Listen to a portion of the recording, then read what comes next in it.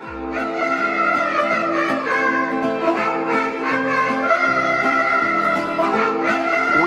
to build a wall, and it has to be built quickly.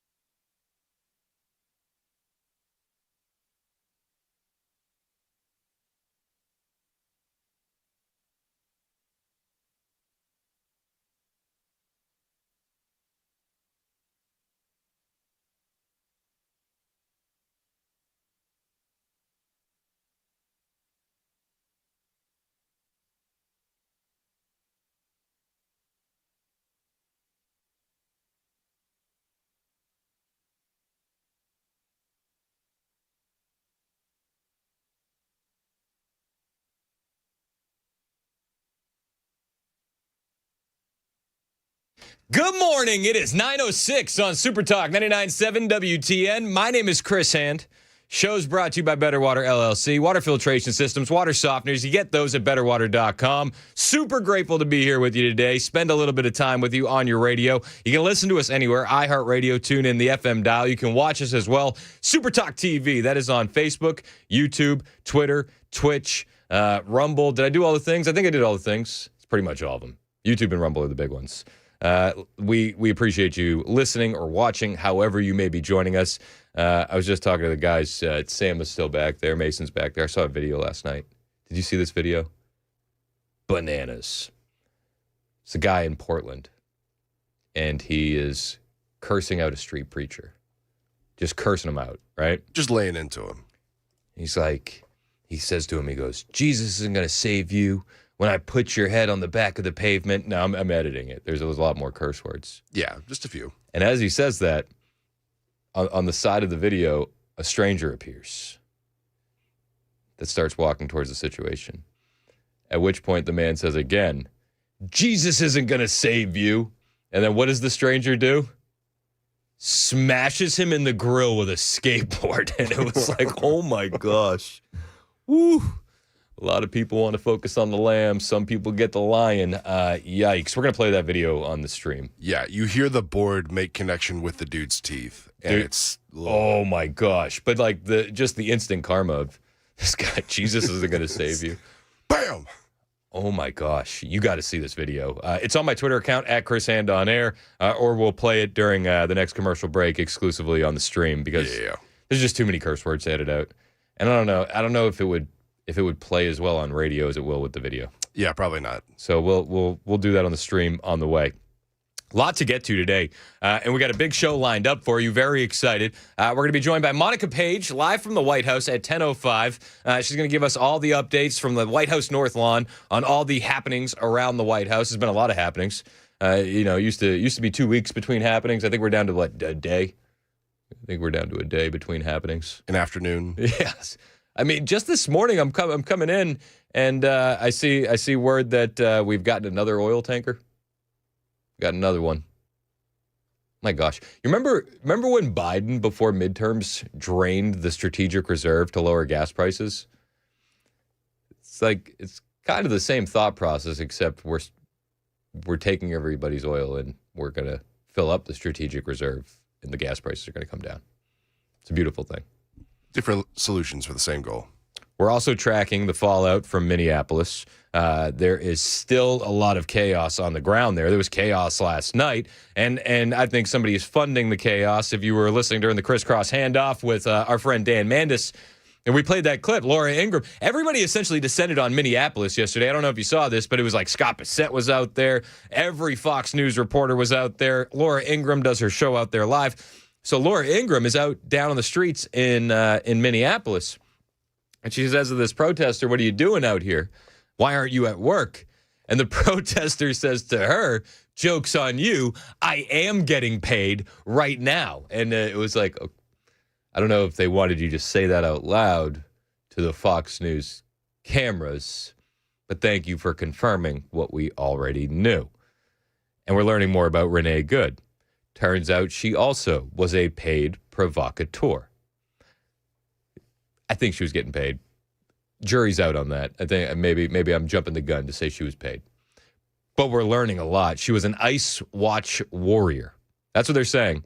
And by they, I mean the New York Post, who did an excellent dig. I don't mean the Democrats. The Democrats are still repeating the legal observer, single mom. You know, she was just an everyday mom who was in the wrong place at the wrong time. Adam Schiff said this just yesterday. Well, I was struck by a few things. First of all, it's horrifying to watch. And to think about this 37-year-old woman drops her kid off at school, not involved in protest activity or anything. Seems to be in the wrong place at the wrong time. But at one point, she's waving other cars to come on past, trying to make sure that she's not in the way, although she's been pulled over. And then you see her trying to turn away from these officers, and the shots fired into the car. The wheels of the car pointed not towards the agent, but away from the agent. That's what leaps out to me from the video. Oh, there's Adam Schiff. She was just an everyday mom. She wasn't involved in protests. She was dropping her kid off.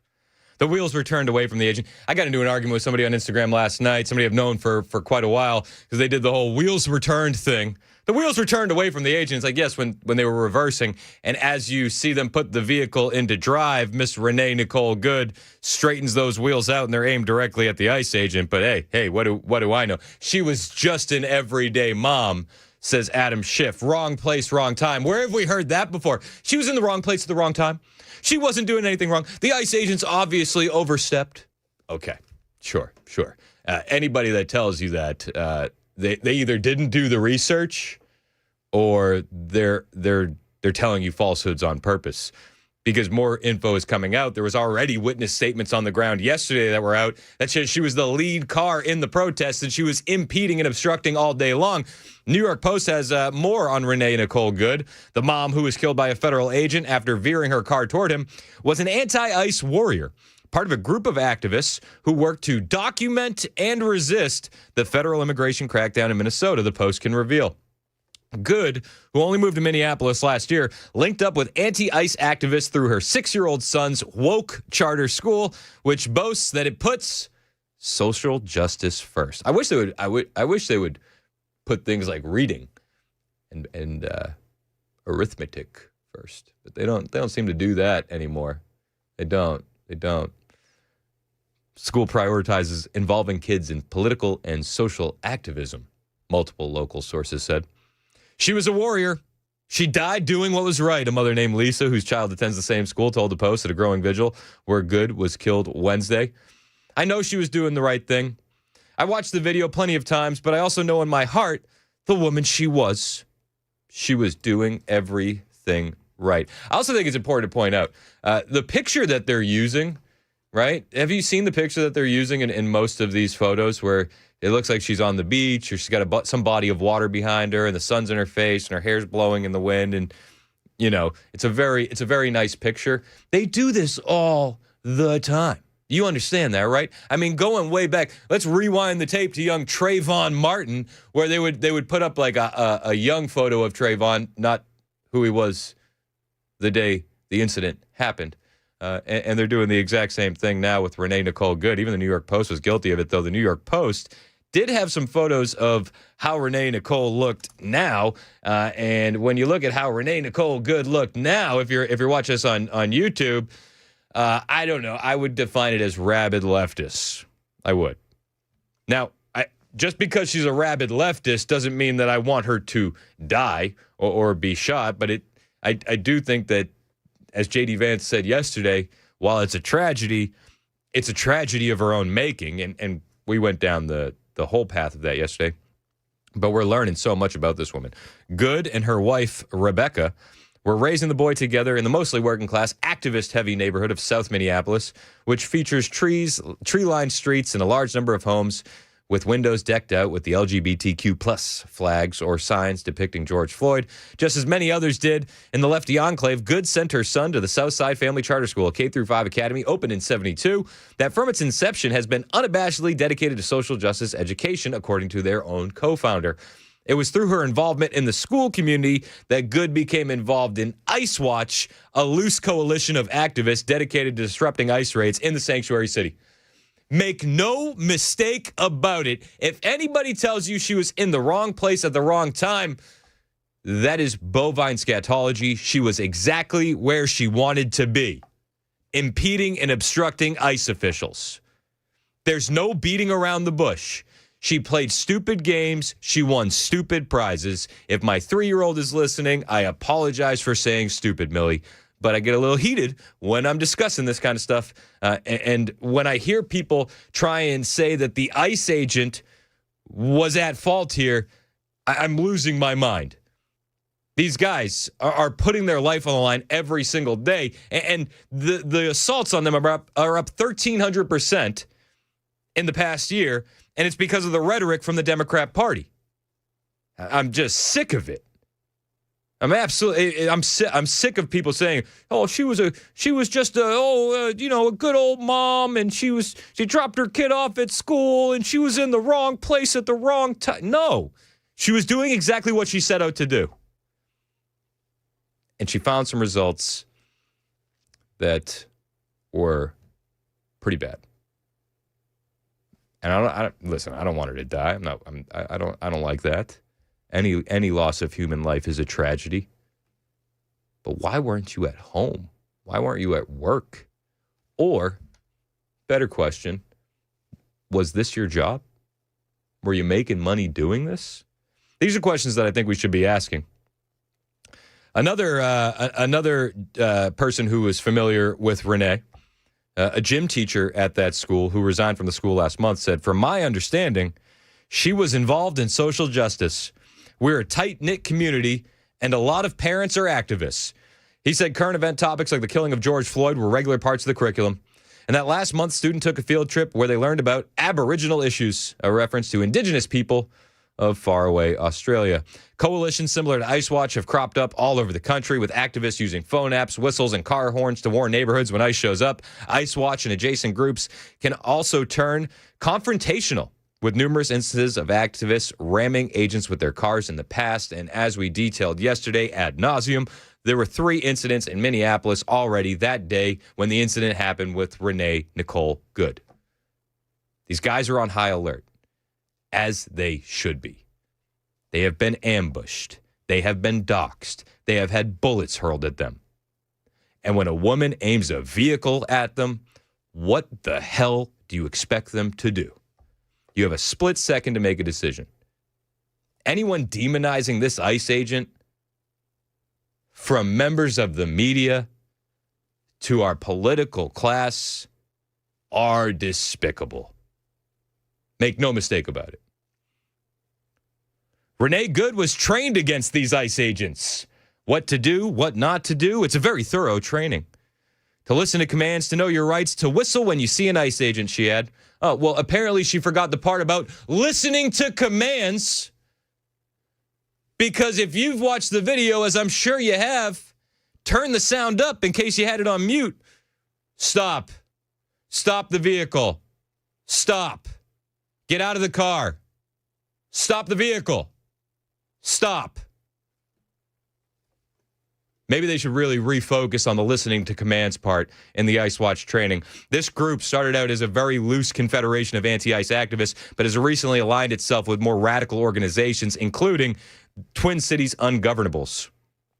Ice Watch recently shared an Instagram post of the groups that encouraged agitators to bring items that would help them barricade the streets around where the shooting took place, even urging people to bring things to burn, such as dried up Christmas trees. And I'm sure you've seen the videos online. We'll have them for you later in the show. If you're watching us on YouTube or Rumble, the video will be there. where they are blockading the street with stolen items and goods. It's like a makeshift Chaz in effect in Minneapolis near where the shooting took place. The Post continues, this call for aggressive and even violent resistance comes as ICE agents have faced an unprecedented surge in car attacks surging by some 3,200% over the last year. Shocking data released by DHS, according to the Post. Federal agents said violent radical rhetoric from sanctuary politicians is to blame for the vehicular attacks against ICE agents skyrocketing between the inauguration of Donald J. Trump and today. 66 attacks were recorded during that period, compared to just 2 the year before. In October, U.S. Border Patrol agents shot an armed woman in Chicago who attempted to run over agents with her car after a group of activists boxed in agents with 10 cars. Last month, a federal judge dropped the charges against the woman, Miramar Martinez, who survived that shooting, a federal activist judge. And we're seeing more violence last night. Portland this time. Targeted operation, not ICE, though it will be conflated as the same thing. It was Customs and Border Patrol. They took out some Tren de Aragua members. The politicians, the media, in an absolute uproar. Statements being released, press conferences being held, the tears. One thing they left out, though, was that it was a targeted operation against Tren de Aragua members. We'll talk about the Portland shooting on the way. We got a lot more on the Minneapolis shooting. Again, my friend Monica Page is going to be joining us live from the White House at 10:05. We got a busy day on the show, and we hope that you continue listening to us wherever you are listening to us. On the way, after we jump into commercials, I am going to play that video live on the stream of Jesus taking the wheel in downtown Portland. We'll play you that video momentarily. A lot to get to. Hang out with us. It's 9:21 on Super Talk 99.7 WTN.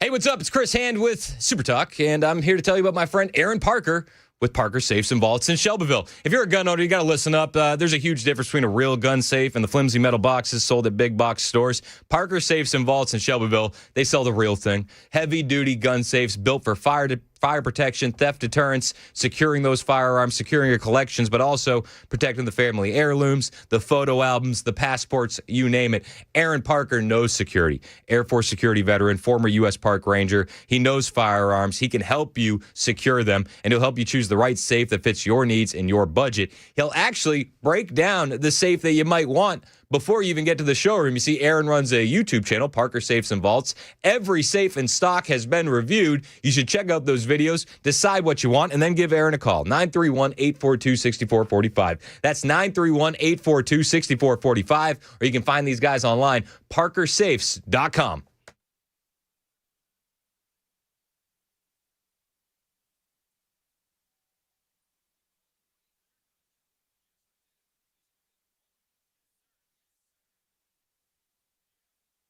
Hey, this is Pastor Al, and join us on Super Talk 99.7, Sunday evenings from 7 to 8. We're going to look at the news from a biblical perspective.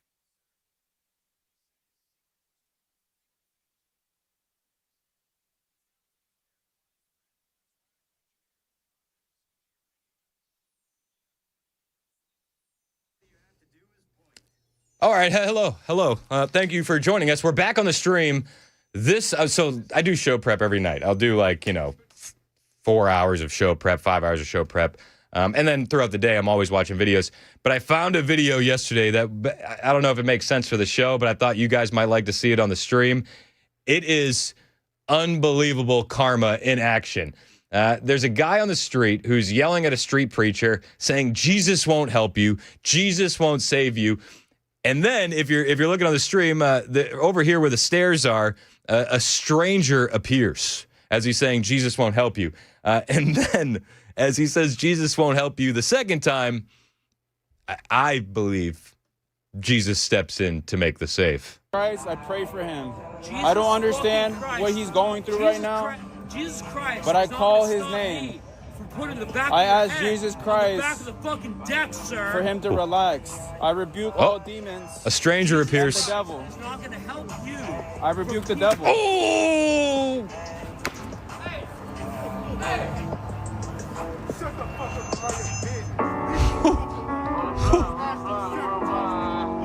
A lot of people like to focus on the lamb. Sometimes you get the lion. He said, shut the F up and leave him alone. Oh my gosh. If you want to share this video with anybody, it's on my Twitter account, @ChrisHandOnAir. Appreciate you guys joining us exclusively here on the stream. Don't forget to hit like and hit subscribe. We're going to join the radio broadcast, and we'll be back with you guys in moments. Appreciate you. God bless. We've just reached the 2-year mark of the Freddie O'Connell tenure as mayor of the city of Nashville, and one asks oneself, what has he done for this city? Now, look, I've had Freddie on this show, and do I need to tell you yet again that he seems like a nice enough guy? Do I need to? Oh, he seems like a nice enough guy. I'd like to sit down and have a beer with him. You know, my grandma seems like a nice enough lady, but she's dead. I don't want her to be the mayor of Nashville. Just because they're nice people doesn't mean that they're good leaders. Now, Freddie is set to be on this radio show in 3 weeks. November 7th, we have him slated, I think, in the 3 o'clock hour. I was talking to his guy, Alex Apple, about that just several days ago. And we will present all of this to him. Tell me what your accomplishments are as mayor of this city, besides raising taxes, because you've done that twice.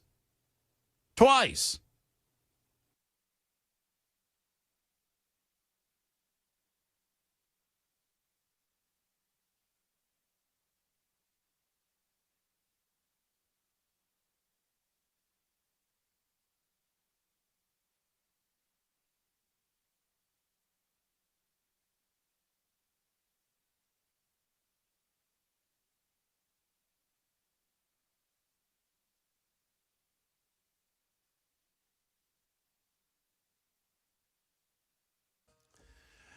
Lawmakers in the Senate now have introduced a bill to limit the president's authority in Venezuela. And speaking of the president, Mr. Trump is set to meet with oil execs today. We'll have that for you at 9:30 on Super Talk 99.7 WTN. That's Jay Harper in the newsroom. I almost did Amandus. I almost pulled Amandus. I almost said Jay Jones. Yeah, he's called me that a couple of times this week. I would never do that. It's Jay Harper in the newsroom of Circling the Drain podcast fame with our friend Johnny B. New episodes available now. We love the Circling the Drain podcast. We love Jay Harper and Johnny B. Mason Fleming is also producing. You're welcome to join the show any way you'd like, whether it's in our YouTube chat, which is always a bit more unhinged, or the text line or phone line 615-737-9986. We're talking about Renee Nicole Good.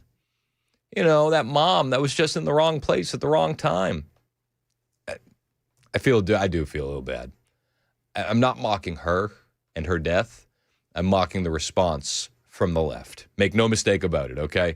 It's the response from the left that I find asinine. I do feel bad that she died. I feel worse that her son lost his mom. That's heartbreaking. 6-year-old. Pray for that. Pray for that family. Seriously, do it. You know what we did last night? It's so weird. We and I know you're supposed to do this, but I'll be honest. I've had a hard time doing it. My kids came home, and they had my oldest had a school assignment where it was pray for somebody in authority that you don't agree with. So do you know what we did yesterday? We prayed for the leadership in Minnesota. We prayed that they would have an epiphany and an eye-opening moment, and they would get their heads screwed on straight. I'm going to keep praying for that. I don't know if we'll find that outcome. There's a lot of Democrats we could pray for. There's a lot of Democrats say a lot of crazy things. Just yesterday, Jasmine Crockett was talking about the shooting in Minneapolis, and she's saying that Republicans are saying that the shooting was okay. And she wanted to remind everybody that when Charlie Kirk was murdered, that no one on the left said it was okay. And then she fake cried. I remember when Charlie Kirk got killed. Do you? Do you remember what our response was? Sure do. Our response wasn't to sit there and pretend like it was okay. Is it okay because you have a badge? Because the last time I checked, allegedly no one is above the law. Can y'all not just have a little bit of courage and humanity? A child. Crocodile tears from the Texas representative. I got some thoughts, and I'll bring them to you when we get back. 9:30, Super Talk, 99.7 WTN.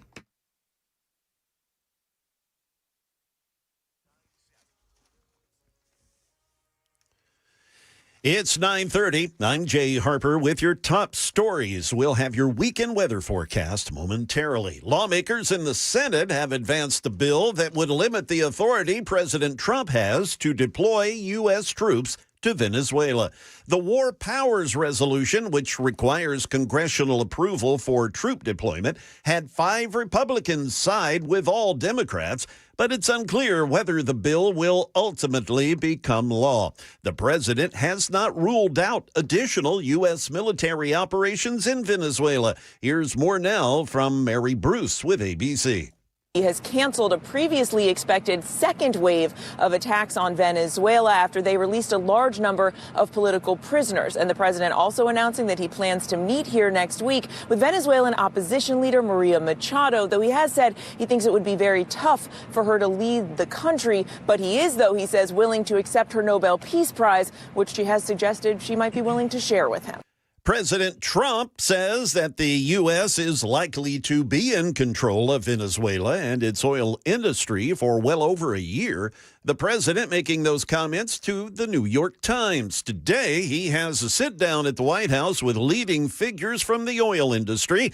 ABC's Karen Travers has that story. President Trump today will meet with executives from major U.S. oil companies, including Chevron, Exxon, Halliburton, Shell, and ConocoPhillips. Secretary of State Marco Rubio, Energy Secretary Chris Wright, and Interior Secretary Doug Burgum will also join the meeting.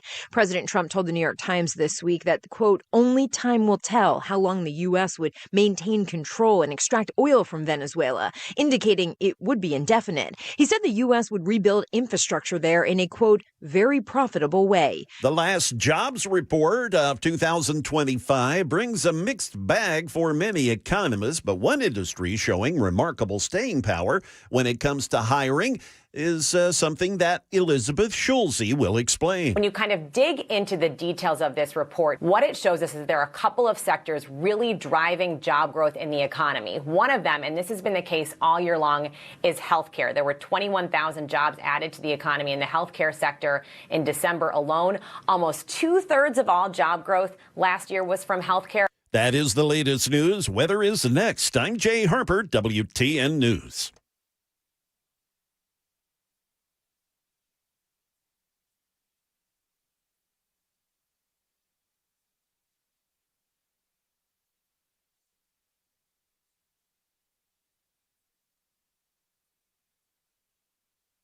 Hey, what's up? It's Chris Hand here for my friends at Busy Bee Plumbing, Heating, and Cooling. It's Middle Tennessee. It's been kind of warm, but it's going to get cold before you know it. January, February does mean cold temps, typically, possibly some snow, and that puts real stress on your home systems. And I got to ask you the question, are you ready? Well, Busy Bee Plumbing, Heating, and Cooling is here to make staying warm easier and worry-free. Right now, if you need a new HVAC system, you can get 0% financing for 18 months, a complimentary UV light treatment with any new system install, and a free 5-year labor upgrade. That's a $750 value. Maybe you're good on the heat, but the plumbing needs some work. Well, you can get that same 0% financing plus a free 50-gallon water heater with select repipes or $600 off if that doesn't reply. You need indoor air quality upgrades, 15% off UV lights when you book a premium duct cleaning. All this and more from my friends at Busy Bee Plumbing, Heating, and Cooling. And here's the big one. Buy one Beehive Club membership this month. Get one free for a friend. Call 615-775-7833, 615-775-7833, or visit busybeehvac.com.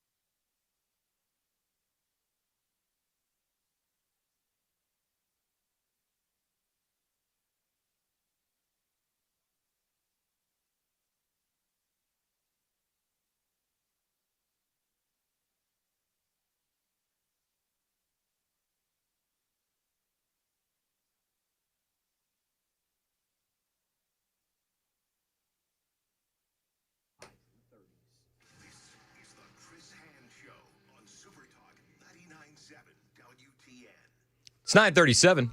Super Talk 99.7 WTN. Hey, how are you? I'm Chris Hand. The show's brought to you by our friends at Better Water LLC, water filtration systems, water softeners, betterwater.com. Hey, you can listen to the show anywhere. iHeart, TuneIn, the FM dial. You can watch us. Facebook, Twitter, Twitch, YouTube, Rumble. Hit like, hit subscribe, share the show with your friends. Appreciate you helping us increase the digital footprint of the radio station. I played this clip before the break. It's a bit infuriating. I'm not going to lie to you. But hey, I guess, when is she not a bit infuriating? People don't think it'd be like it is, but it do. You know? Jasmine Crockett yesterday. People be texting. People were texting about this clip a second ago. people said that they were mad about this clip.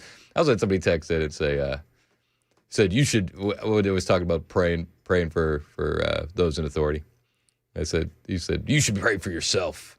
You're a fake Christian. I said call in, and then me and Mason were laughing. But I was like, I actually do pray for myself. I don't know.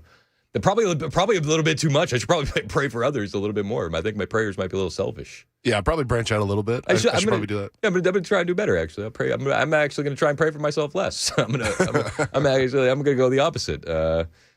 You demon, be gone! I rebuke you. All right, so Jasmine Crockett. She was talking yesterday, and she's very upset because she says Republicans are saying that this is okay that the woman got shot. And now nobody's saying that. Okay.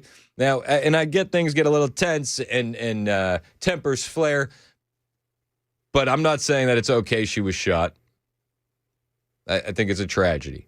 But I made the point. We'll play you some of the audio later of J.D. Vance. It was a tragedy of her own making.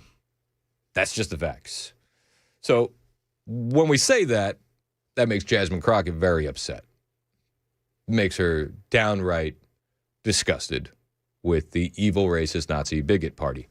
So she was talking about the shooting, and she said, do you remember how we acted when Charlie Kirk got killed? I said, yeah, I sure do. This is the clip of Jasmine Crockett yesterday. I remember when Charlie Kirk got killed. Do you remember what our response was? I do. Dancing, gleeful celebration, laughing videos. In fact, many people got fired over their statements in the aftermath of the Charlie Kirk assassination because companies said, I can't have somebody like this working for me because the reaction from the left was nothing short of vile and disgusting. Yeah, I remember it quite well. Quite well, actually. And I think we all do because we all realized that that's how the left feels about all of us. It wasn't just about Charlie. They would celebrate when any conservative met the same fate. It's disgusting, but it was revealing. I wouldn't want to change the reaction because I think it was very very revealing. It exposed what we've been saying for a while. Do you remember what the reaction was when Charlie got killed? She says. Remember when Charlie Kirk got killed? Do you remember what our response was? Yes. Our response wasn't to sit there and pretend like it was okay. Is it okay because you have a badge? Because the last time I checked, allegedly no one is above the law. Can y'all not just have a little bit of courage and humanity? A child. It's the fake tears, the performative art here. Yes, she had a child. Yes, she should have been doing better things with her time because she's a mother. I was talking to my wife last night, and during my time at Turning Point USA, I had the opportunity to go to a lot of protests. And I could have gone to dicey protests. I could have gone to Antifa protests where things get pretty violent. And every time I would have an opportunity like that or a thought that I would want to go to one of these things, my wife would say, okay, like, I get where you're at, but, like, what if something happens? Like, we do have kids at home. And I'd be like, you're right. And out of all the protests that I would have had the opportunity to go to, I only actually went to one. And I didn't put myself in the middle of anything. You know, but the danger is always there at these kind of things. And you have to make that calculation as a parent. Renee Nicole Good did not make that calculation. And then when she was given legal orders, she refused to comply. And then she backed up, straightened out her wheels, put it in drive, and hit the accelerator while an ICE agent was in front of her car. She played stupid games and she won stupid prizes. It's a tragedy, but a tragedy of her own making, to quote J.D. Vance. Jasmine Crockett musters up these fake tears and says, "How dare you dastardly Republicans respond in such a way? Don't you remember how we responded when Charlie Kirk died? We were so kind and gracious, and we were caring and loving." It's like, no, I remember exactly how you are. In fact, Jasmine, the internet lasts forever. And on the day of Charlie's funeral, Jasmine Crockett was on CNN smearing Charlie Kirk. Of course she was. The rhetoric that Charlie Kirk continuously put out there was rhetoric that specifically targeted people of color. And so it is unfortunate that even our colleagues could not see how harmful his rhetoric was specifically to us. And I can tell you that a month prior to him passing away, he had actually gotten out on his podcast. I wasn't aware of this at the time, but he got out there and he was talking negatively about me directly. So if there was any way that I was going to honor somebody who decided that they were just going to negatively talk about me and proclaim that I was somehow involved in the great white replacement, yeah, I'm not honoring that kind of stuff. Do you remember how we reacted when Charlie Kirk died? Unfortunately, I do. I do. That's Jasmine Crockett.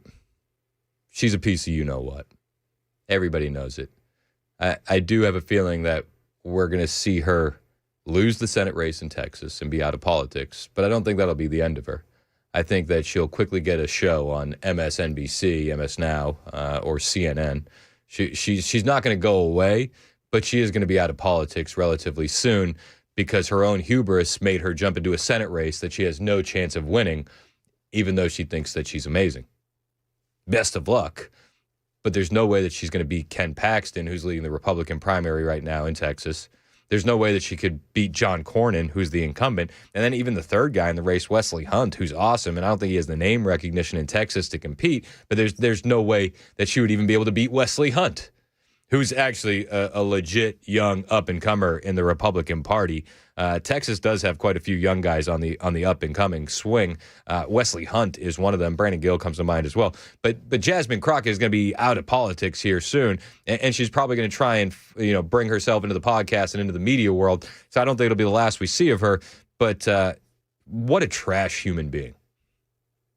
The gaslighting, the weaponization of emotion. She doesn't give a damn about Renee Nicole Good, just like she didn't give a damn about Charlie Kirk. Jasmine Crockett cares about Jasmine Crockett. That's what you're seeing. It's all performance. The Democrats are insane. Every single one of them. Just yesterday, Minnesota Democrat Tina Smith referred to ICE as an invading army. And then she referred to Nicole Good as a woman simply trying to keep her neighborhood safe by stopping the ICE agents that are trying to get murderers, rapists, gangbangers, pedophiles, and terrorists off the street. I guess that's how you keep the streets safe in Minnesota. Certainly setting the stage for some sort of a conclusion that I don't think is warranted by the evidence. And then they send Vance out there today to say it even louder. And I don't think it's working. I don't think that people who have seen and listened to the multiple eyewitness accounts of what happened in this neighborhood, which is only a couple of miles from where I sit right now in my own home in Minneapolis, I don't think it has credibility. What they should do is understand that they need to bring accountability to this ICE army that is invading American cities, and the way to do that is to have some consequence when this kind of reckless behavior results in the death of a woman who is just simply trying to keep her neighborhood safe. Where the heck have we heard this kind of rhetoric before? He was a good boy. He didn't do nothing. George Floyd was calling for his mama.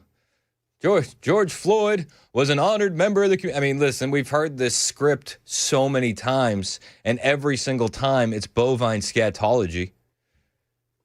She was simply a woman trying to defend her neighborhood. Also, have you noticed the overabundance of the use of the word neighbor since all of this popped off. Everybody's a neighbor. Neighbor this, neighbor that. Like we're all in Mr. Rogers' neighborhood. Hey, neighbor. Like weird. I had to ask my friend from Minnesota. I was like, is that a Minnesota thing? She's like, no, I don't think it is. Maybe I'm wrong. I don't know. But it seems odd, right? Seems odd. She was basically Wonder Woman. She was just trying to save the neighborhood. Yeah. Okay. Yet we learn more and more about her, and it's like, no, she wasn't just a woman trying to keep the neighborhood safe. She was a rabid liberal activist. She was.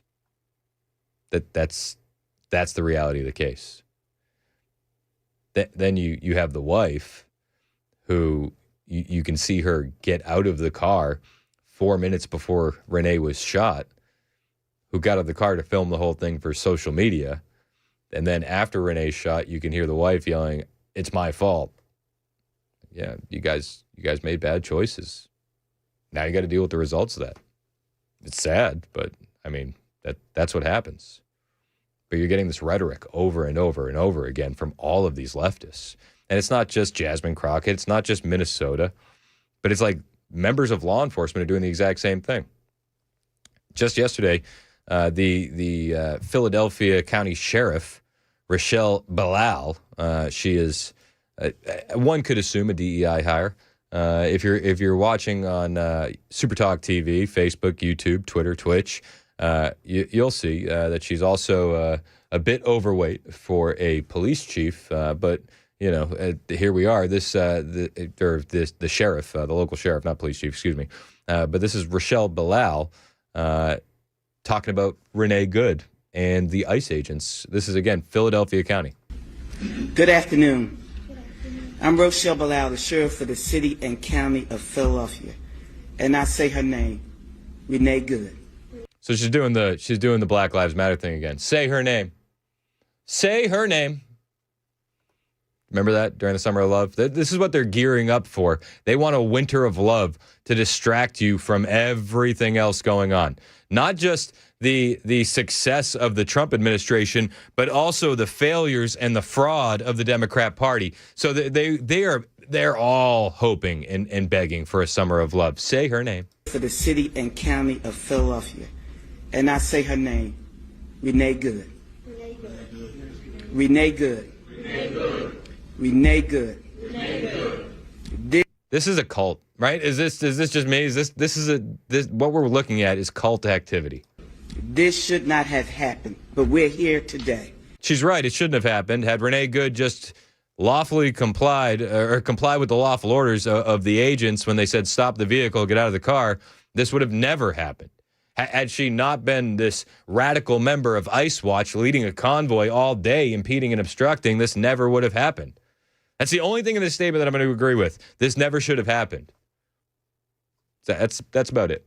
The rest of it, well, I'll let you decide what we think. Let know that law enforcement professionals, real ones, not the fake made up ICE, probably Trump's new army to attack citizens of the United States. Did you hear what I said? No law enforcement professional wears a mask. None. None. Those that come into our communities wearing a mask to commit crime, thank God for our district attorney, Larry Krasner, who say he's going to lock them up. And I'm saying now, we are not going to whisk you away for them to hide your identity, because when you do it there, you're getting arrested there. So now she's saying if ICE agents come into Philadelphia County or Philadelphia City, they're going to arrest them if they wear masks? I think I found the next city to search. 952. Super Talk. 99.7 WTN.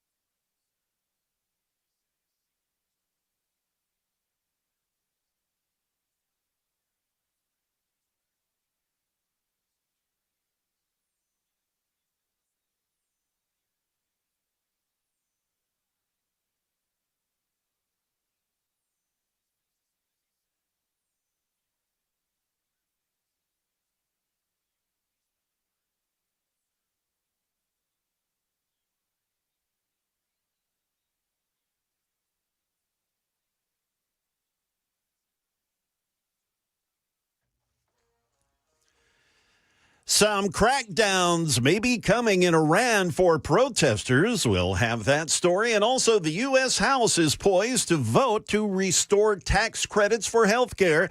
We'll have those stories at 10 o'clock on Super Talk 99.7 WTN. That's Jay Harper in the newsroom. Thank you, Jay. Appreciate you doing what you're doing. Mason Fleming is producing.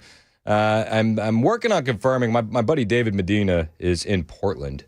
And he's pretty hip to the game on all things Portland. We're going to talk about the shooting that occurred in Portland on the way. But we're also okay. So it's locked in. 11:05. 11:05. He'll be joining us. My friend Dave from Portland. He'll be joining us live on the stream as well. So we'll be having Dave on to discuss all the happenings that went down yesterday in Portland, plus the reaction from the leftists. But on the Minneapolis front. It cracks me up when you hear these DEI police chiefs doing the old George Floyd rhetoric, the say her name, when it comes to Renee Nicole Good. It cracks me up when you see Jasmine Crockett crying. But just a couple days ago on CNN, the day before the shooting in Minneapolis, this is how they were discussing Ashley Babbitt on January 6th. Are we saying Ashley Babbitt deserved to get shot? Is that the consensus? If you are breaking in to a secure space, the United States Capitol, and the Secret Service tells you to stop. You think that woman deserved to die? Police, you think that woman deserved to die? Tell you to stop, and you continue to do it. They have a right to use force in that moment. Law enforcement? Do you hear that? If Capitol Police tell you to stop, and you decide to keep going, they have a right to use force in that moment. Never before have we had such a quick turnaround on the hypocrisy that we have from the liberals and the left. Yes, Ashley Babbitt deserved to die, and I don't care who knows it. She didn't listen to lawful orders. Okay, fast forward just a couple days. Renee Nicole Good, stop. Get out of the vehicle. Stop the car. Stop the car. She puts it into drive. She hits the accelerator. She's shot. This should have never happened. It's a tragedy. She's just a mom who was in the wrong place at the wrong time. No. I'm not playing these stupid games the left wants us to play. On the way, our friend Monica Page is going to be joining us live from the White House North Lawn. Despite what you may think, Donald Trump has been making moves behind the scene. We've had Maha wins this week. We've had affordability wins this week. We got some plans for 2026, and they are digging into the fraud as much as the officials in Minneapolis and in Minnesota would like us to focus on Renee Nicole Good. The fraud will be discovered. We'll talk to Monica Page live from the White House next on Super Talk 99.7 WTN.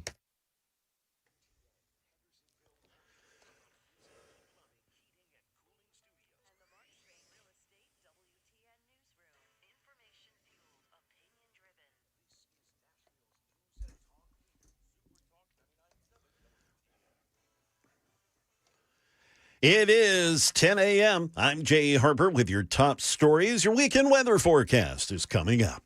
Iran's supreme leader today signaling harsher crackdowns that may be coming for protesters as he criticized U.S. involvement. ABC's Maggie Ruley has details. President Trump again saying the U.S. will, quote, hit very hard if Iran's government kills or imprisons people. Just this morning, Iran's supreme leader claiming the protesters are trying to make the president of another country happy. Now, it's difficult to know exactly what is happening on the ground because of that widespread blackout of internet and phone lines. But already it's been reported that at least 42 people have been killed in these protests, more than 2,000 arrested. The House here in the U.S. has sent to the Senate a bill that would restore tax credits that help to reduce health insurance premiums for plans bought under the Affordable Care Act. ABC's Stephen Portnoy has more on this from D.C. The bill would extend the expired subsidies for 3 more years, and while it made it onto the floor over the objections of Speaker Mike Johnson and passed with the support of 17 Republicans in the House, Senate Majority Leader John Thune says there's no appetite for it among his GOP colleagues on his side of the Capitol. He noted a similar measure fell short of the Senate's 60-vote threshold just last month. Back here in Tennessee, 2 individuals here in the state have been arrested after a license plate reader alerted police to a stolen vehicle in Mount Juliet. That's according to the Mount Juliet Police Department. Police received an alert from an LPR last night about a stolen vehicle entering the city limits on Lebanon Road. Police were able to coordinate a plan to arrest the suspects while avoiding a pursuit. Police found a GMC Envoy that was parked at a restaurant, and lo and behold, the suspects were sitting inside of it. Police were able to arrest them at that time. The suspects were identified as a 41 and 42-year-old Lawrenceburg woman and man, respectively. Both were wanted, by the way, out of Lawrence County. That's the latest news. Weather's next. I'm Jay Harper, WTN News.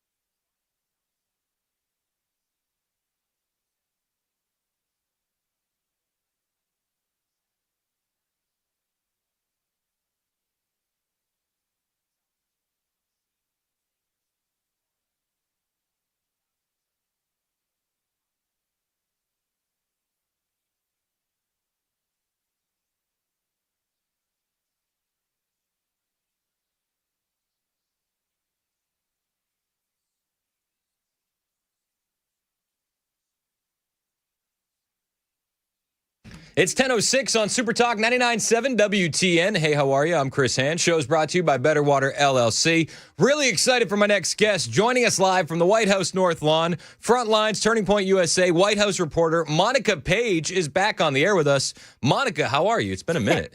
Chris, Happy New Year. It's great to be back with you guys. Did you guys have a good Christmas and a good New Year and all the things? It was beautiful. It was nice and quiet. It was a lot of just laying around. That's exactly what I wanted to do. And a lot of eating. I love it. I love it. Well, we're so happy to have you back. It seems like there's no shortage of news to discuss. We've been discussing Minneapolis on Super Talk all morning, and I think that's kind of a good place to start. What are you hearing from the White House when it comes to Minneapolis? Are they focused more on the shooting currently, or are they more focused on the fraud? Well, that's a great question. You know, when it comes to this White House, it's all hands on deck, especially looking at Minnesota. When it comes to fraud across the country, Ohio, California, you know, it's not just isolated to Minnesota specifically, but now you have the situation where the ICE officer killed this woman in self-defense who tried to run him over in her car. And now we're kind of seeing from this White House different branches of this administration kind of dispersed and tackling multiple different things at once, and multiple investigations currently underway. But this White House seems very calm, cool, and collected. But from what we just heard this past week with JD Vance in the press briefing just yesterday, he's pretty much fed up with how the media has been spinning a lot of what we're seeing, not just with the fraud, but with this attack that we saw yesterday, this past week as well. Were you in the press briefing yesterday with JD Vance when he went scorched earth?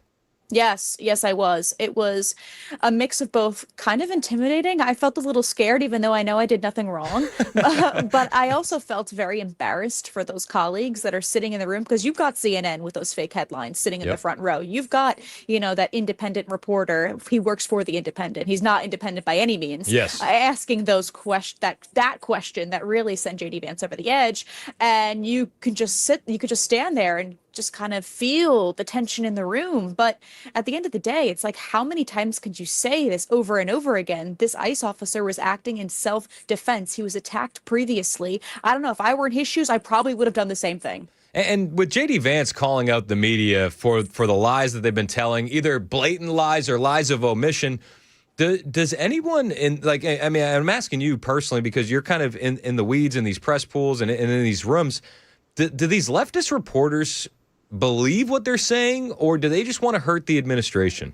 I think it's a bit of both. I think that on one hand, they are getting some direction from their higher ups to report on a story a certain way. And then on the other hand, they truly do not like anything that this administration is doing. I mean, you see it with Venezuela and Maduro. You see it with shutting down our southern border. And what's really disheartening is, you see these reporters and you really want to think that there's some sort of common sense. There's something happening upstairs. But it's time and time again that every time, crisis happens, you saw it with Maryland Man and that, suspected gang member here in the DMV region. And you see it with any sort of story. And when it comes to inflation, no. And, this administration says prices are coming down, but they're not. And you see it every time. So it's about time that this administration confronts the media head on and says, listen, enough is enough with the lies. You guys have been doing this for way too long. And I don't know where facts are just flown out the window with certain media groups, but it's very striking. The kind of mood on the ground here, it's very interesting. The dynamic is very, very interesting, because on one hand, you've got these, mainstream media reporters that really truly believe that they're doing the American people justice. And then on the other hand, it's completely false. You'd think that they have some sort of common sense. So, and I haven't played the audio from the JD Vance press conference, but I will on the way. I'll play it on the show around like 10:35. But when they leave that presser with JD Vance, these leftist reporters, do they have anger on their face? Is there a bit of shame? Like, what's the vibe as they walk out of that press briefing? Well, from the times that I have seen, because usually I try to get out of there because it is just so packed, but they look defeated every single time that they walk out of that press briefing. They feel like their questions maybe weren't answered the way that they wanted them to. They feel like maybe they wanted to rage bait JD Vance or Caroline Leavitt, and they just unsuccessfully tried to do so. They seem very defeated. They seem very defeated working around this kind of White House, because on one hand, they don't want this White House to be as powerful as it is. They don't want it to be as transparent as it is. They want to just find something, anything to get this administration on, but they keep failing time and time again because this administration comes with facts and the numbers to prove that these reporters are just dead wrong. Yeah, and when it comes to the economy, we had more good news today on the job numbers and unemployment. We had good numbers on the deficit just a couple days ago. What are the administration's plans for the economy heading into 2026? Affordability, that's a huge focus for this administration. We just saw this past week President Trump putting out a Truth Social saying that he's going to stop these corporations from buying up these single family homes, aka BlackRock, and creating and reinforcing this housing crisis that we have been seeing, especially for young families like ourselves who are just trying to buy a home, trying to have a family, making it nearly impossible to do so. So the president, I think, is looking to really codify this, calling on Congress to really move and make this happen fast enough. There needs to be an investigation. There needs to be some kind of red tape when it comes to these big corporations. And affordability is the top issue looking ahead to 2026. When it comes to President Trump banning corporations buying these homes, How will the left spin this against him? Because they're going to have to find a way, but you got people like Senator Elizabeth Warren, who is in support of what Donald Trump is talking about here. Yeah, and once Elizabeth Warren's supporters get hold of her supporting this, they'll probably turn on her too. I don't understand how this administration, how his opponents could see anything wrong with this, how the left could see anything wrong with what this administration is doing, especially when it comes to this. This seems like corporations don't own homes, people do. And I don't see anything wrong with that, especially when it comes to just everyday lives of everyday people. This president has proven that he is for the everyday American and the forgotten families of America as well. So he's tackling this head on. There are so many things this administration has done where I have just sat back and I'm like, I don't know how anybody on the other side of the aisle could ever disapprove of what's going on. They try to do the name calling. They try to still bring up January 6th. They have got all these dead arguments. But this administration is doing such a fantastic job. It's like every other day there's a deal being made. There's a phone call being made. So I'm just so excited to see what 2026 holds. It's clearly off to a very strong start. Yeah, you're absolutely right. I mean, we're already racking up wins domestically. There's wins internationally.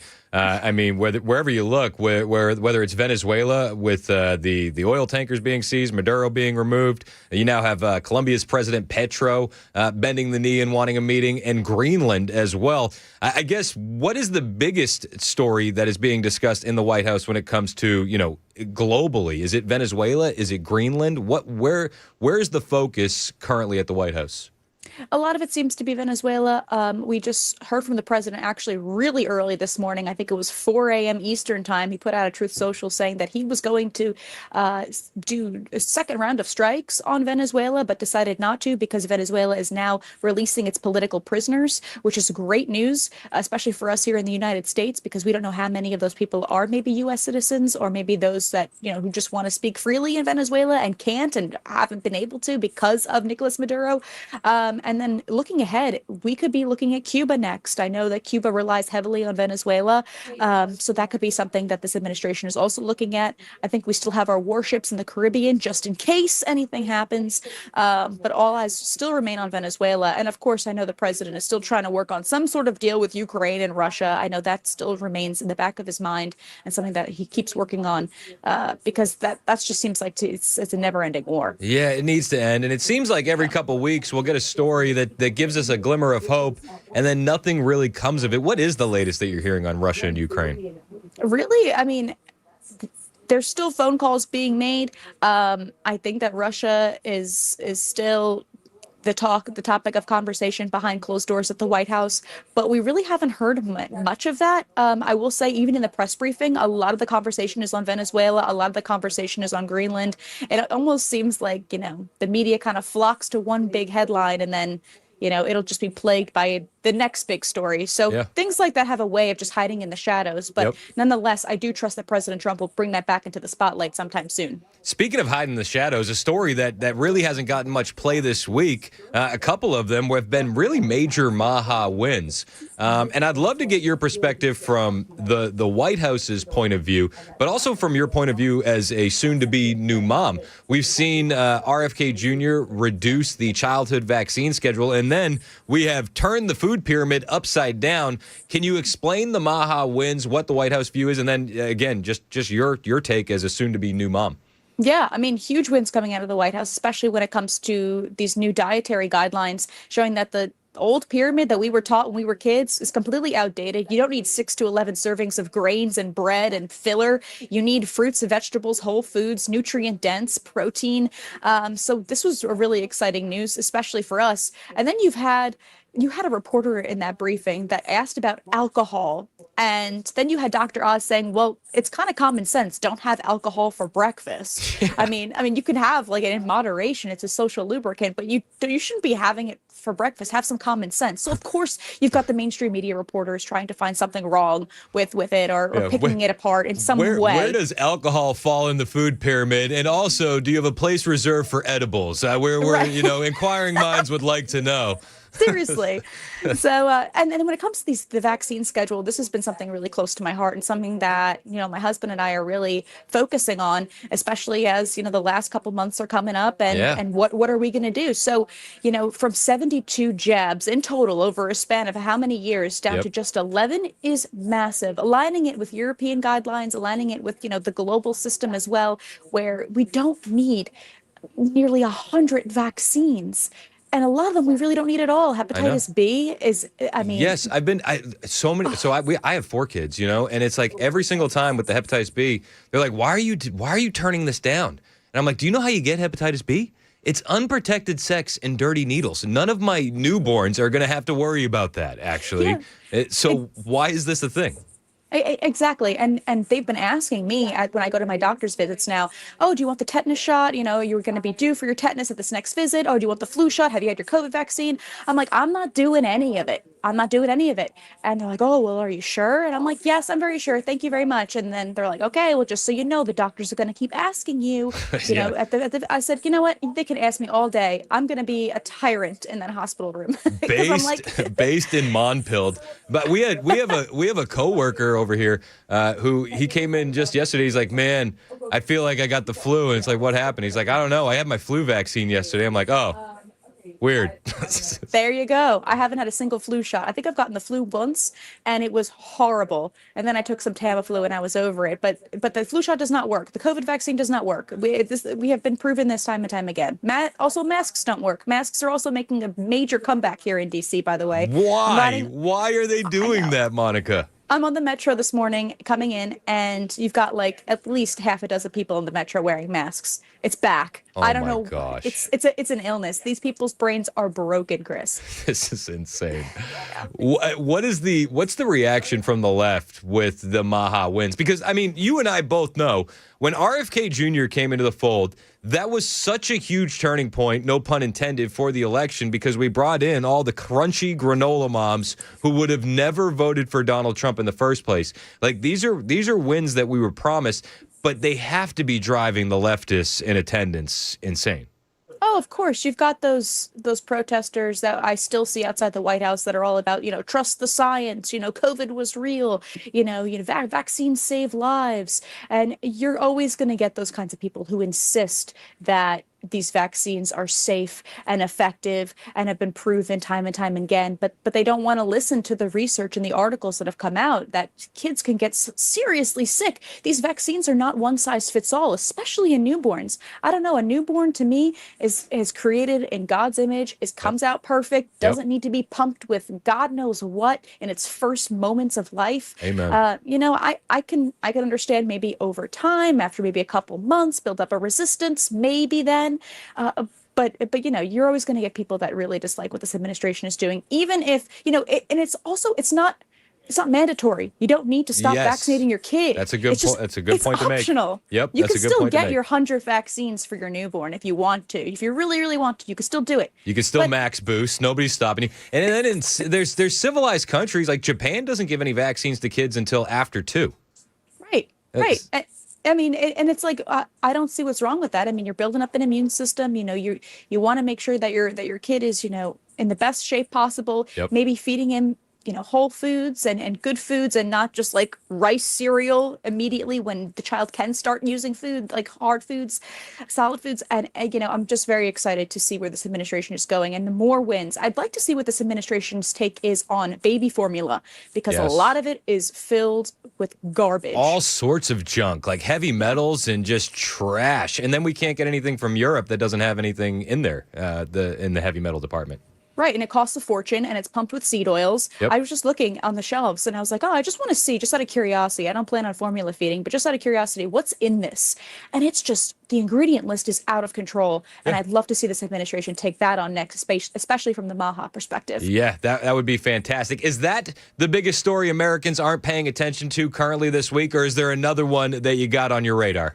We've got a huge one coming up today. The president is meeting with top oil executives this afternoon from Chevron, from Exxon, to talk about maybe possibly billion-dollar, multiple hundreds of billions of dollars worth of investments here in the United States, especially when it comes to oil and gas, and what the next steps are for Venezuela and what that could mean for us here in the United States. So that's happening around 2:30 p.m. Eastern time. We're still waiting on if it's going to be open to the press, and if it is, I'm sure we'll hear from the president himself this afternoon. Perfect. And we'll be paying attention to your social media feeds. Monica Page is our White House reporter for Turning Point USA. She's one of the best to do it.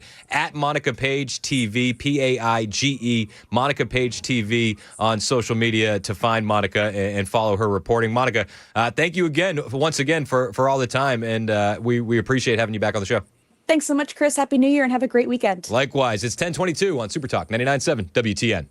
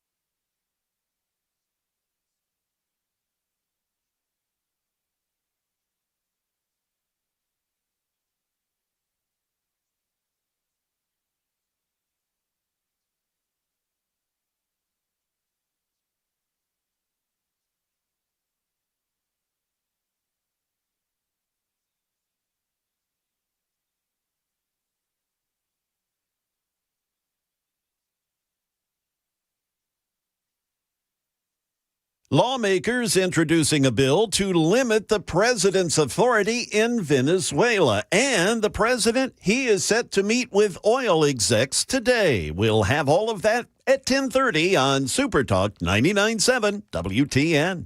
That's Jay Harper in the newsroom. My name is Chris Hand. Mason Fleming's producing. You guys on the phone line, the text line, the YouTube chat. Appreciate y'all. However you join the show, whether you're listening on iHeartRadio, tune in, the FM dial, or watching us on Facebook, Twitter, Twitch, YouTube, Rumble. Hit like, hit subscribe, share the show with your friends. Shout out to Monica Page.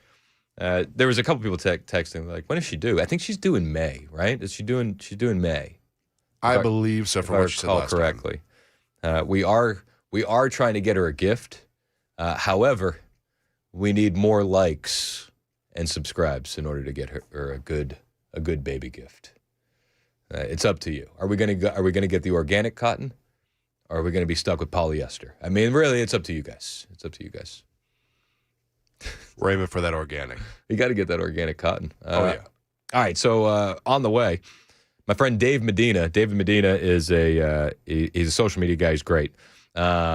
He is in Portland. He worked with Benny Johnson for a while. Smart guy. He's in the conservative ecosystem, but he lives in the heart of a leftist hellhole, and he's doing his best to fight back against it out there. He's like a unicorn in the wild in Portland, and he's dealing with all the stuff that's happening there yesterday. And I don't know if you've been paying attention, but there was another ICE shooting. Not ICE, and it's going to get conflated, and excuse me for saying ICE. It was Customs and Border Patrol. They were doing a targeted enforcement yesterday in Portland when two individuals, a male and a female, weaponized their vehicle and tried to run over the Customs and Border Patrol agents. When you play stupid games, you know what you win. It turns out to be stupid prizes. They got shot. You zoom out a little bit, and the Democrats are in a tizzy. They're in an uproar.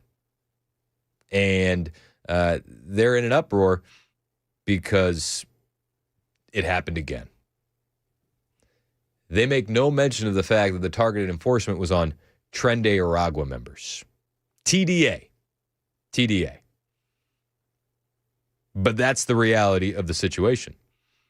U.S. border agents shot Tren de Aragua illegal aliens in Portland after they weaponized their vehicle and tried to run the agents over. So we're going to have Dave join us here. I said 10:35. I misspoke. 11:05. David Medina is going to join us on the way after the news with Jay Harper. We're going to play you some of that audio from the J.D. Vance presser that Monica Page was talking about. And then we'll dive into all the Portland stuff. There is a lot to get to. J.D. Vance was on absolute fire yesterday. He announced that they are creating a new nationwide assistant attorney general position dedicated to going after fraud, period. And where are they going to start? Minnesota. So while all the leftists in power in Minnesota and across the Democrat Party are screaming about Renee Nicole Good, they're trying to use this shooting in Minneapolis to get your eyes off the fraud. The administration is locked in on exposing the fraud. And they created a new position to go after it. J.D. Vance explained it all yesterday. We'll bring you the audio on the way. Hang out with us. It's Super Talk 99.7 WTN.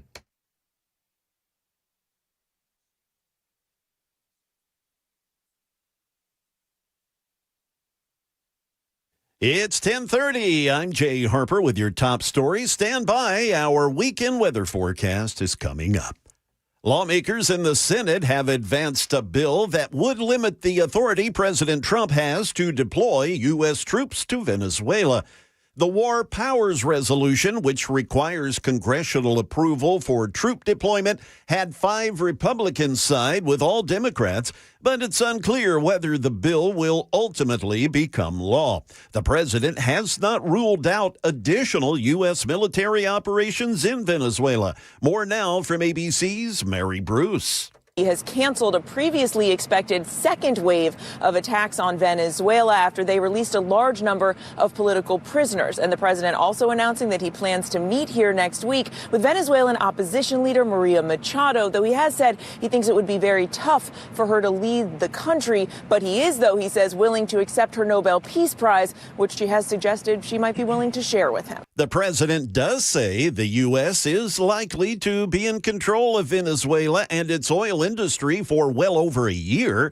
He made those comments to the New York Times. Today, he has a sit-down at the White House with leading figures from the oil industry. Here's ABC's Karen Travers. President Trump today will meet with executives from major U.S. oil companies, including Chevron, Exxon, Halliburton, Shell, and ConocoPhillips. Secretary of State Marco Rubio, Energy Secretary Chris Wright, and Interior Secretary Doug Burgum will also join the meeting. President Trump told the New York Times this week that, quote, only time will tell how long the U.S. would maintain control and extract oil from Venezuela, indicating it would be indefinite. He said the U.S. would rebuild infrastructure there in a, quote, very profitable way. The last jobs report of 2025 brings a mixed bag for many economists, but one industry is showing remarkable staying power when it comes to hiring. Here's ABC's Elizabeth Schulze. When you kind of dig into the details of this report, what it shows us is that there are a couple of sectors really driving job growth in the economy. One of them, and this has been the case all year long, is healthcare. There were 21,000 jobs added to the economy in the healthcare sector in December alone. Almost 2/3 of all job growth last year was from healthcare. That is the latest news. Weather is on the way. I'm Jay Harper, WTN News.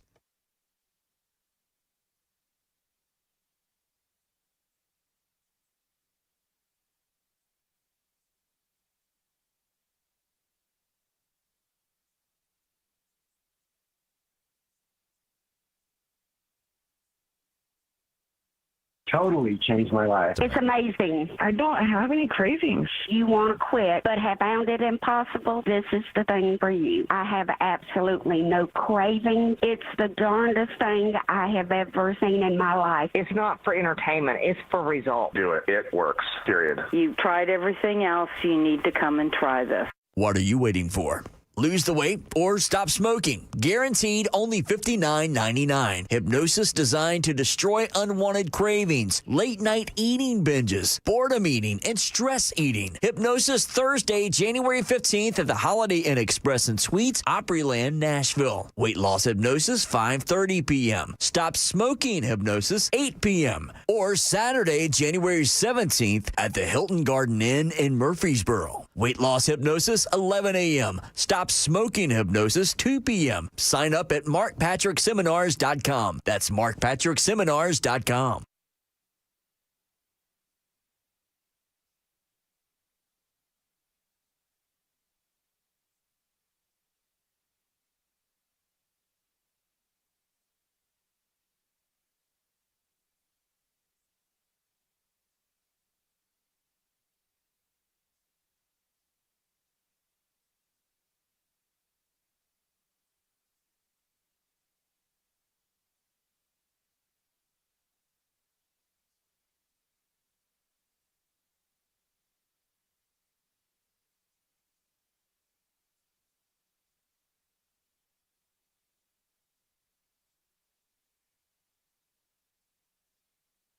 Average doesn't grow your business. Smart strategy does. Cumulus digital campaigns outperform industry benchmarks by over 25%. You're not average, and your results shouldn't be either. Visit cumulusdigital.com today to leave average behind.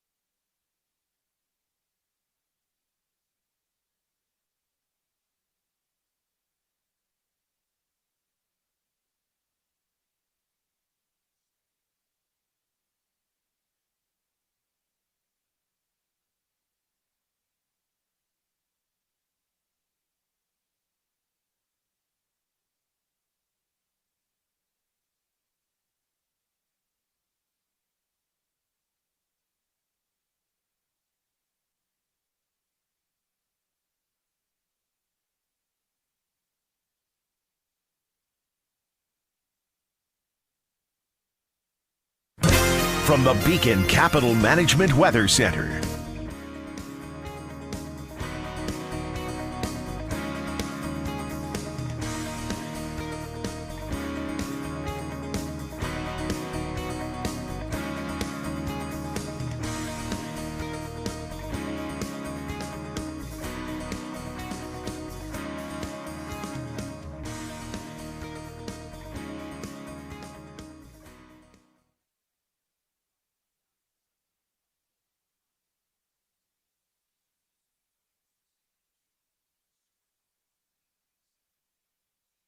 It's 1037, Super Talk 99.7 WTN. Hey, how are you? It's Chris Hand. Show's brought to you by Better Water LLC. You can watch the show, YouTube and Rumble. Hit like, hit subscribe, share the show with your friends. The bigger the YouTube channel gets, the bigger the radio station gets. It really does help. It's free to do. It'll help everybody. Even if you don't like my show, but you really like Mandis or Murphy, hit like, hit subscribe. It'll help those guys out as well.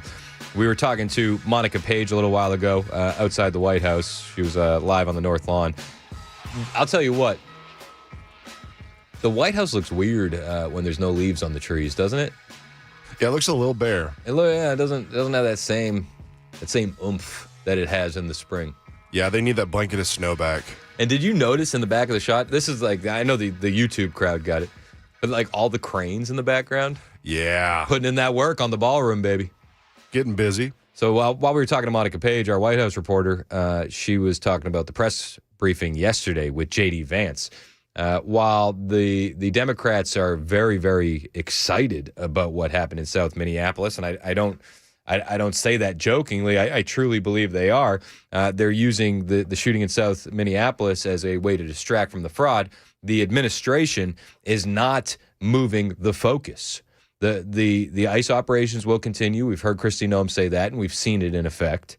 And we also had J.D. Vance yesterday saying that they are creating a new nationwide assistant attorney general position dedicated to prosecuting fraud and fraud alone. This was J.D. Vance yesterday inside the White House press briefing. Efficiently as possible is we are creating a new assistant attorney general position who will have nationwide jurisdiction over the issue of fraud. Now, of course, that person's efforts will start and focus primarily in Minnesota, but it is going to be a nationwide effort because, unfortunately, the American people have been defrauded in a very nationwide way.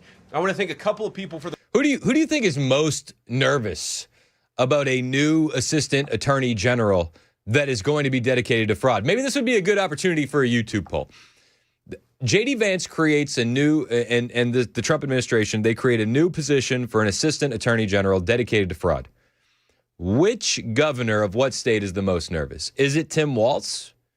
Is it Gavin Newsom? Is it Kathy Hochul? Or is it J.B. Pritzker? The easy answer would be for individuals to say Tim Walz. But I think the guy that this makes most nervous would be Gavin Newsom. And we're learning more and more about the fraud that's been taking place in California. Spencer Pratt, who's running for mayor of Los Angeles against the loser known as Karen Bass, who can't keep water in her fire hydrants and hires DEI fire chiefs and then goes to Africa instead of staying in California to lead the city during your craziest fire ever. He's going to be fighting, but he got his hands on the House Judiciary Report when it comes to fire aid, which was this big concert that they had. $100 million raised, $75 million just disappeared. The same way that Democrats will say ICE due to illegal aliens on the streets just disappeared. Went to political activists, went to podcasters, went everywhere except to fire victims. I do believe that the fraud in California is going to be mind-blowing, even more than what we've seen in Minnesota. So if I was a betting man as to who's most nervous about this new position, this new assistant attorney general, it would be Gavin Newsom. But I would ask you, if you're on YouTube, is it Tim Walz that's most nervous? Tim Walz out of Minnesota. Is it Kathy Hochul out of New York? J.B. Pritzker out of Illinois, or Gavin Newsom out of California? Those would be the Mount Rushmore of fraud if I was a betting man. Is it a Mount Fraudmore? I think that would be Mount Fraudmore. That's my gut instinct. Those guys, Mount Fraudmore. Copyright that.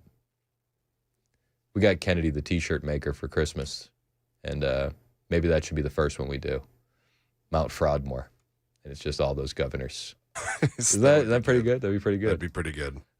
J.D. Vance yesterday during the press briefing was firing back at Tim Walz as the new Assistant Attorney General will be going after Tim Walz when it comes to the fraud. I think we may be in that moment now.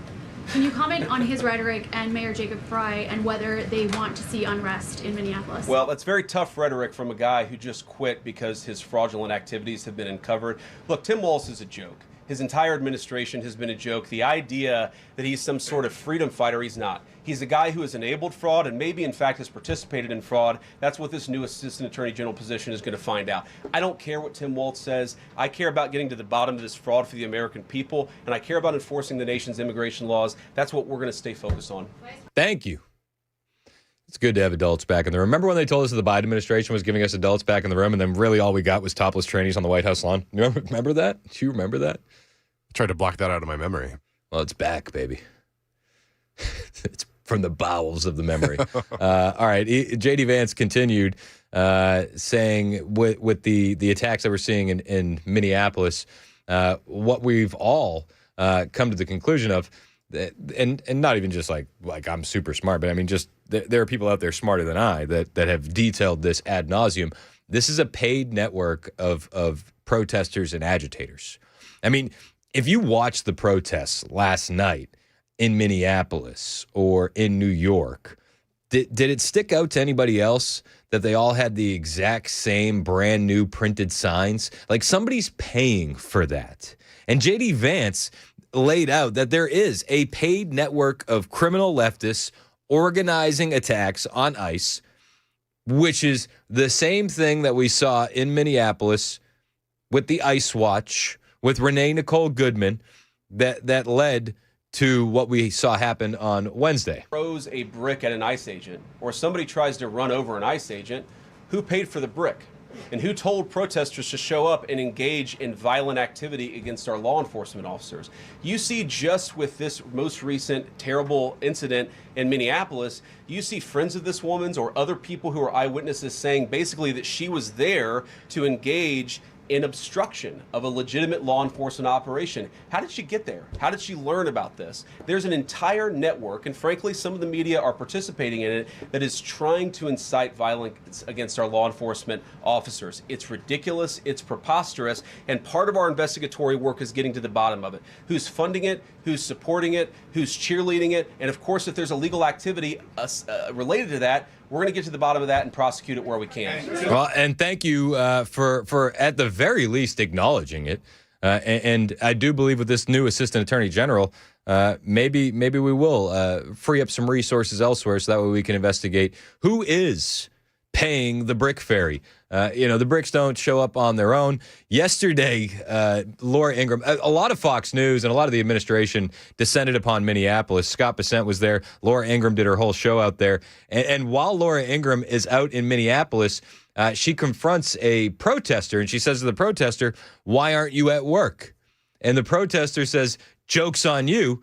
I'm getting paid right now." And it's like, yeah, we kind of figured that out. Laura Ingraham literally said to her, "Do you have a job?" And this woman says to Laura Ingraham, "Yeah, I'm getting paid right now." Like aha, gotcha. And it's like, no, you don't realize that that's a self-own. You congrats. You played yourself. That's what we get from these leftists. Paid networks. None of this is organic. Make no mistake about it. J.D. Vance saying that they're going to be looking into it. The big statement, and I've echoed this a couple times. I think this is the quote of the press conference. J.D. is asked about specifically Renee Nicole Goodman, the woman, not Goodman, Renee Nicole Good, the woman who lost her life during that shooting in Minneapolis when the ICE agent reacted in self-defense. And he said the quote of all quotes, yeah, her death is a tragedy, but it's a tragedy of her own making. You have a woman who aimed her car at a law enforcement officer and pressed on the accelerator. Nobody debates that. I can believe that her death is a tragedy while also recognizing that it's a tragedy of her own making and a tragedy of the far left who has marshaled an entire movement, a lunatic fringe against our law enforcement officers. I think what is clearly happening here, and it's going to keep on happening unless the Democrats wake up and say, you know what, you don't have to agree with our immigration policies. You don't have to agree with what the president or the vice president believe about immigration enforcement. But why don't you take this to the ballot box? Why don't you vote? Why don't you organize? Instead, what some of them are doing is encouraging people to get violent with our law enforcement officials. It's disgraceful, and it's got to stop. I mean, Lieutenant Governor Peggy Flanagan out of Minnesota said just a couple weeks back, you got to put your body on the line while we're protesting this. Well, Renee Nicole Good did just that. It sucks. It's a tragedy of her own making. But the way the media has been reporting it, and we talked with Monica Page about this, Monica's in the room, and she's a conservative, and she's not a fake news person, but she says when JD started going in on the media for how they've been reporting this, even she felt a little bit like, oh, gosh, yikes, because he went after the media yesterday. It's not always just what lies they're telling, it's what truths they're not telling. And J.D. Vance called out several of these outlets by name, including CNN. I'll take some questions, but I want to make just one final observation here. When I was actually walking out here, somebody sent me a photo of a CNN headline about what happened in Minneapolis. And this is the headline. I'm just going to read it.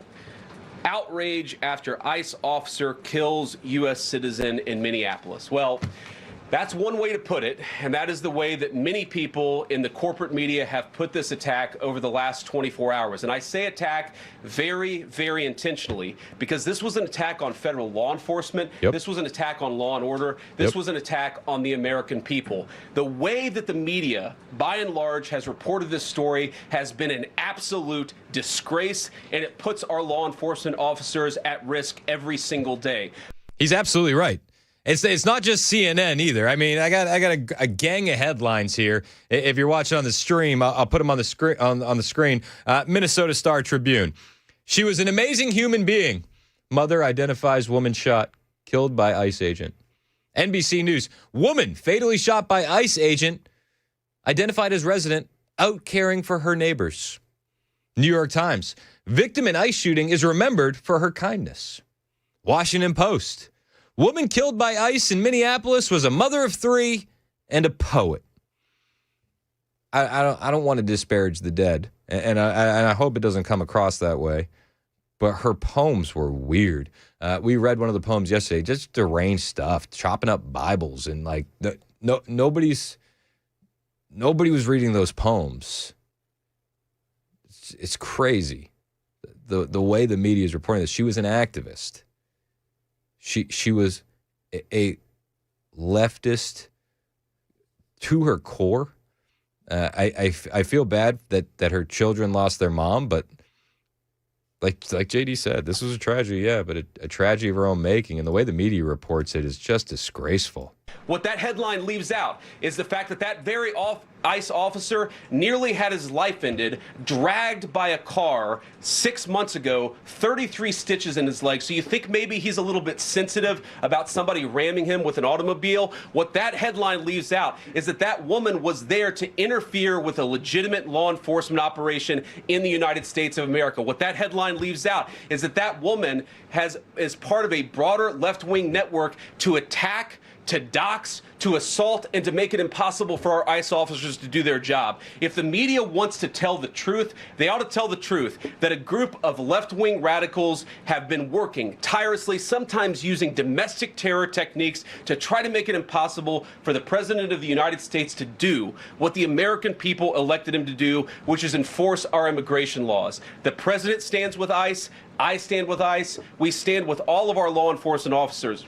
And part of that is recognizing that you people in the media, not everybody in this room, but many people in this room have been lying about this attack. She was trying to ram this guy with her car.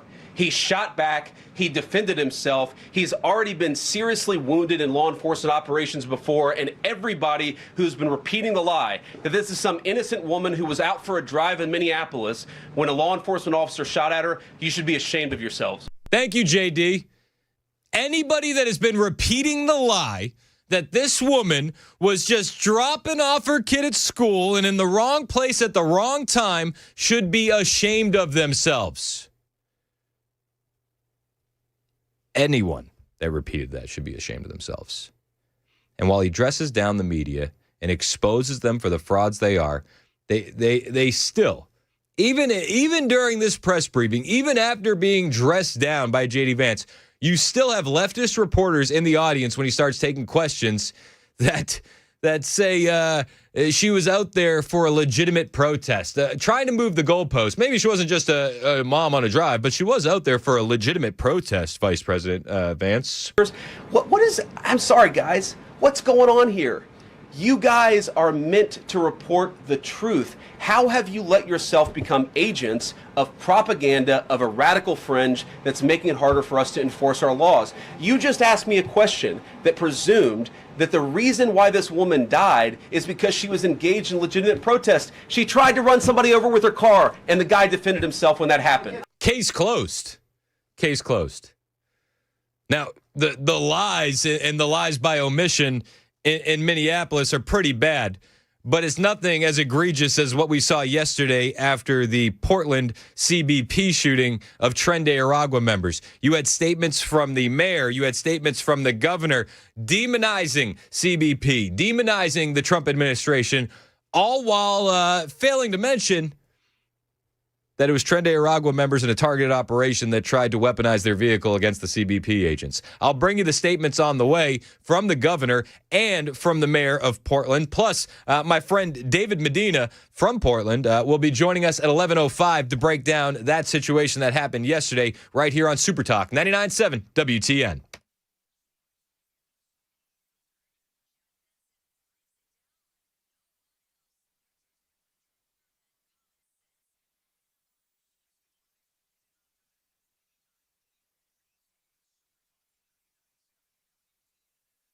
After this hypnosis, I want to eat good food. Since August, I can honestly say I have not had one potato chip. It was life-changing for me. And I don't think about desserts like I used to. Bridget, how much have you lost now? I had lost a total of 83 pounds. Holy cow. It's easy, it's fun, very relaxing, and very successful.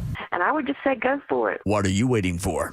Lose the weight or stop smoking. Guaranteed only $59.99. Hypnosis designed to destroy unwanted cravings, late night eating binges, boredom eating, and stress eating. Hypnosis Thursday, January 15th at the Holiday Inn Express and Suites, Opryland, Nashville. Weight loss hypnosis 5:30 p.m. Stop smoking hypnosis 8 p.m. Or Saturday, January 17th at the Hilton Garden Inn in Murfreesboro. Weight loss hypnosis 11 a.m. Stop smoking hypnosis 2 p.m. Registration 30 minutes before. Sign up at markpatrickseminars.com. That's markpatrickseminars.com.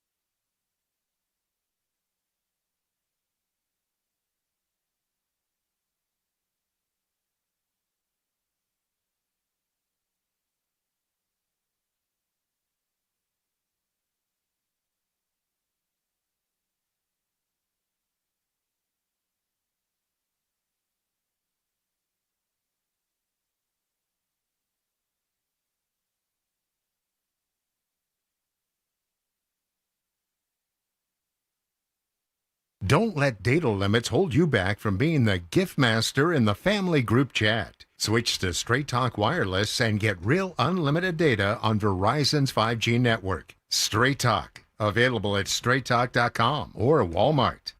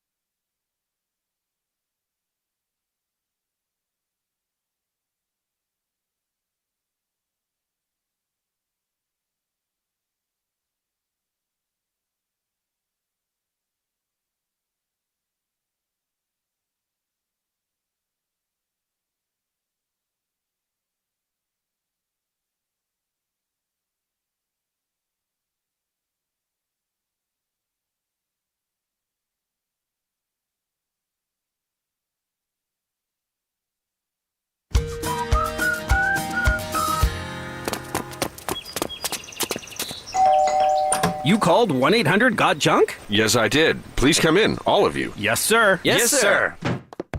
Do you have any close friends? I'm happy to say that we do, sir. Yes. I have a close friend who told me the secret of his happiness the other day, and I'm inclined to believe him. What did he tell you, sir? He said his secret was to own fewer things, but better things. He sounds like a very wise friend. That's why I called you here. I've been listening to your radio ads. Yep, he's been listening. All you have to do is point. Goodbye, junk. Hello, relief. This feels as good as he said it would. Fewer things, but better things. Will you help me spread the word? We will, sir. We definitely will. When you're ready to be happy, really happy, all you have to do is point. Call 1-800-GOT-JUNK or visit 1-800-GOTJUNK.com.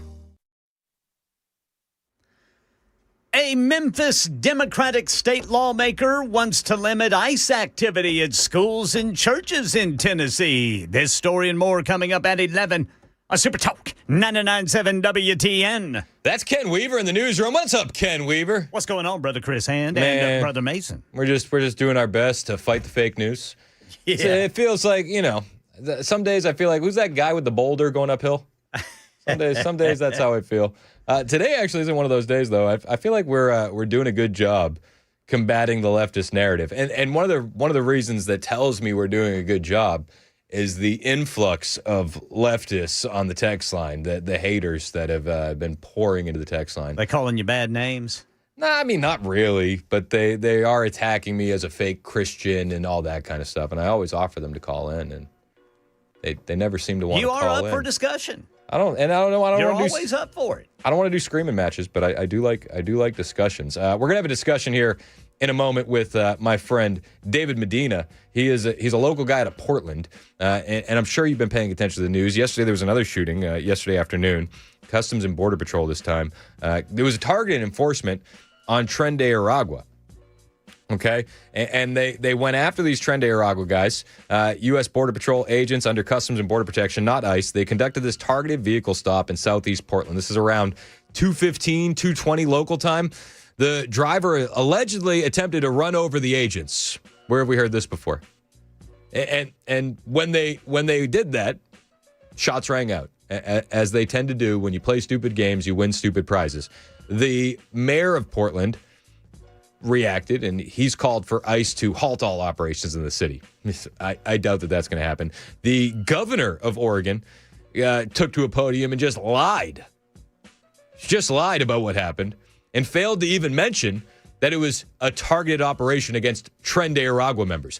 The two individuals, one of them was involved in a sex trafficking ring. Weird. They left that out. It's not always the lies that they tell. It's the truth that they don't. We'll talk to our friend David Medina out of Portland here in a moment. Hang out with us. It's Super Talk 99.7 WTN.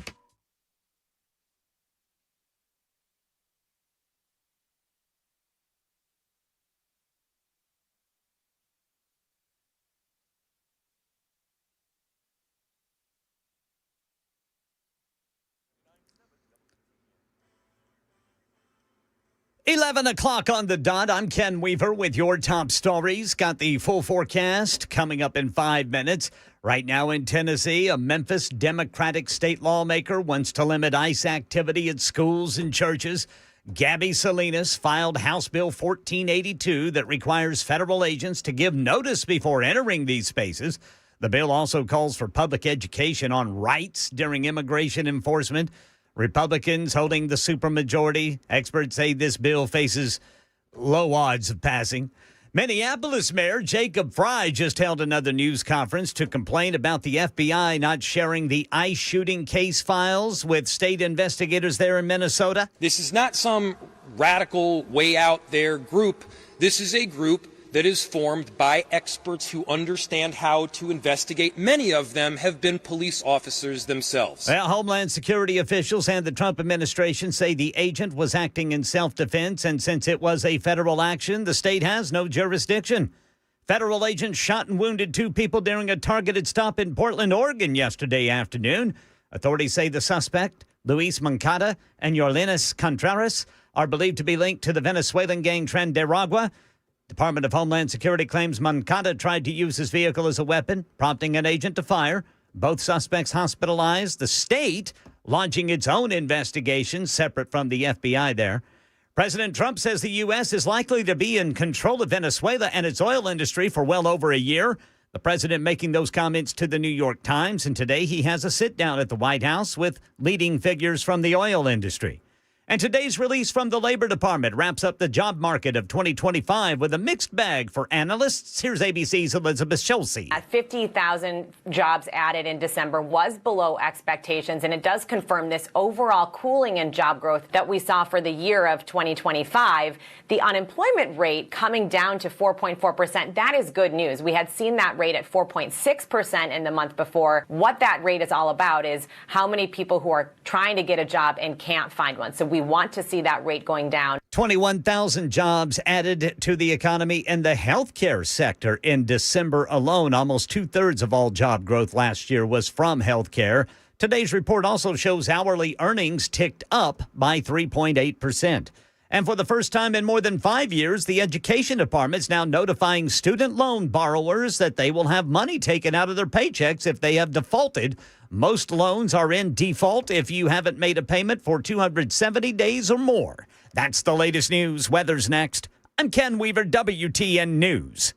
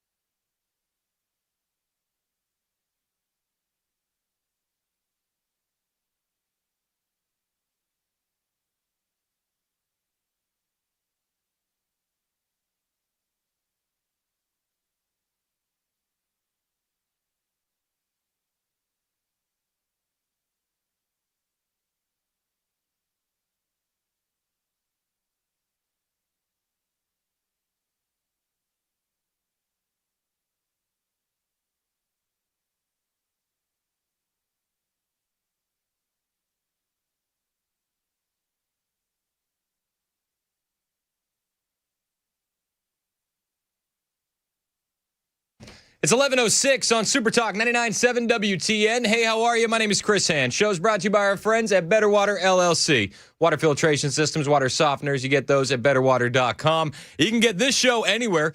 iHeartRadio, tune in, the FM dial. You can get the show on YouTube and Rumble as well if you want to watch the show. Why would you want to watch a radio show on TV? Well, you get all of the video elements for all the audio that you hear on your radio. The video always does add a little something extra.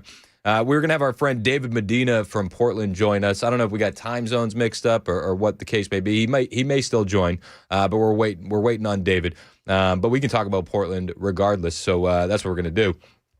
The news broke yesterday afternoon.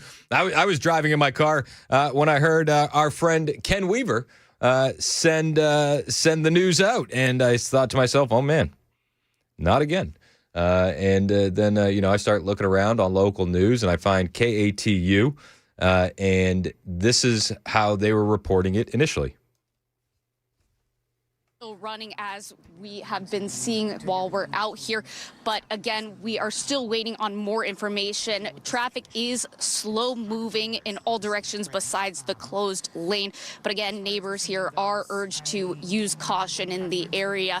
So we will be sticking out here, of course, getting more information. Most of the neighbors are on the other side of where this is all blocked off. But this gives us a big view of what's going on here. Now, again, Deb, I will let you guys know that we still, again, do not have much information at this time. The FBI are investigating, and we'll be sure to keeping on top of things and letting.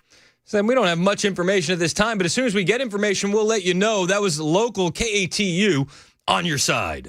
News Channel 2, ABC Portland.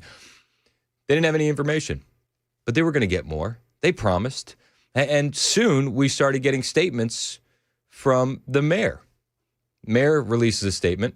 Now, either the statement came out before he knew the details, or the statement came out and he was hoping to get it out before the public learned the details, because the statement read like this: just one day after the horrific violence in Minnesota at the hands of federal agents, our community here in Portland is now grappling with another deeply troubling incident. Earlier this afternoon, 2 people were shot and injured by federal agents in the Hazelwood neighborhood. Now, just for context, this statement was released at 3:45. The shooting took place between 2:15 and 2:20 local time in Portland. We cannot sit by while constitutional protections erode and bloodshed mounts. Portland is not a training ground for militarized agents, and the full force threatened by the administration has deadly consequences. As mayor, I call on ICE to end all operations in Portland until a full investigation can be completed. Federal militarization undermines effective community-based public safety, and it runs counter to the values that define our region. I will use every legal and legislative tool available to protect our residents' civil and human rights. Again, did he get this statement out without knowing the details, or did he get this statement out hoping the public didn't yet know the details? It's a big question. It's a big question, because the details were beginning to become available. And the details read something like this: 2 Tren de Aragua members were being targeted by CBP. As these Tren de Aragua members were targeted, they weaponized a vehicle against the CBP agents. When they weaponized the vehicle against the CBP agents, the CBP agents went full FAFO. That's what happened. Now, while the mayor wasn't telling the truth, either by design or not knowing it, the truth got out. The truth got out. U.S. Border Patrol agents conducted a targeted vehicle stop in southeast Portland. The driver tried to run the agents over, prompting one agent to fire in self-defense. Joining us now, our friend David Medina, live from Portland. David, you're kind of a unicorn out there in Portland, being a conservative. You one of a baker's dozen, I'd imagine. You got David on? Can't hear him. Yeah, I'm here. Oh, what's up, man? So are you a unicorn out there? Or are there more conservatives than people let on in Portland? There absolutely is. And it's not just, do not define Oregon by Portland, okay? We only lost the governor's race in 22 by 67,000 votes, and 120,000 Republicans didn't vote. It's because we don't have strong leadership here. And so there are definitely a lot of conservatives here. Thanks for having me on. Well, I'm excited to have you on, man, because I think, Portland's a weird place. So, like, having somebody on the ground there that knows the players in the game really does help. As you see this shooting unfold yesterday, and quickly we're learning that it's Tren de Aragua members, and almost just as quick as we learn that, you see elected leaders from the mayor to the governor to sitting Congresswoman Janelle Bynum calling this state-sponsored terrorism and leaving out the fact that it's Tren de Aragua. What is your instant reaction on the ground? You know, this is just what we've been dealing with in Oregon. It's radical left Democrat leadership. It's our local leaders. They fail, Chris. They're failing in every category here in Oregon. The Democrats control every branch of government here, every single branch of government. The legislature, they have a supermajority. They control the governors, the secretary of state, the attorney general. They control everything. And yet our education system here is among the worst in the nation. Our homelessness, our drug problems getting worse. They've poured billions into that. You know, they give illegals here $1.3 billion in health care. And meanwhile, they're trying to tax us into oblivion, Chris. And it just goes to the theme that they're putting illegals over their own citizens. And so my initial reaction was, this is just more of the same. They have nothing to run on in 2026. 2026 is the governor election year. It's a gubernatorial election year. They have nothing to run on. They have no track record of success. And so what do? They manufacture this crisis no matter what DHS said, because DHS came out and said they were Tren de Aragua gang members, and all these guys are coming out doing they're kind of manufacturing a crisis, all in the name of trying to keep us safe and compassionate. It's literally demonic, man. It's evil, but it's exactly the radical left that we're fighting here in Oregon. I mean, it's insane. And you list off all these problems from public school to the overtaxing. And then your governor comes out, what's her name? Tina Kotek. She comes out and she releases, she makes this statement when she found her way to the podium. We are standing here today, united as a state, wanting peace and safety in our communities. We are all shaken and outraged by another terrible, unnecessary, violent event instigated by the reckless agenda of the Trump administration. So you're united for peace and safety in the community, but removing Tren de Aragua doesn't advance that? It's the Trump administration that's making your community less safe?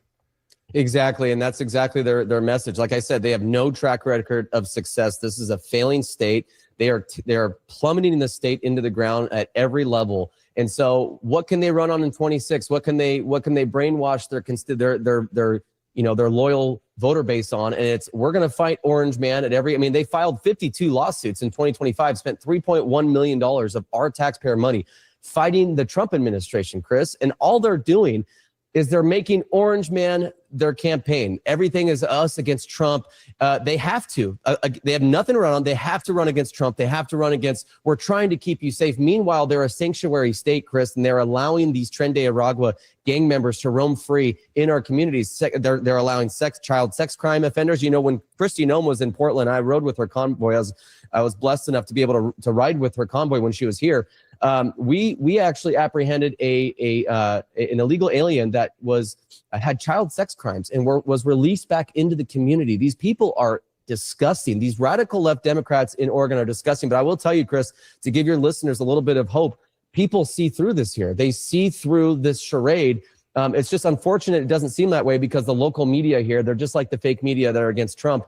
They're just the media puppets. They're the puppets of the Democrat Party. But I will tell you, I'm on the ground here. I'm talking to people. I'm talking to moderate Democrats here who are over this. No one is united with what Tina Kotek just said. We are tired of them lying to us. We are tired of them ruining our state. These radical left politicians have nothing to offer, and we're seeing through it.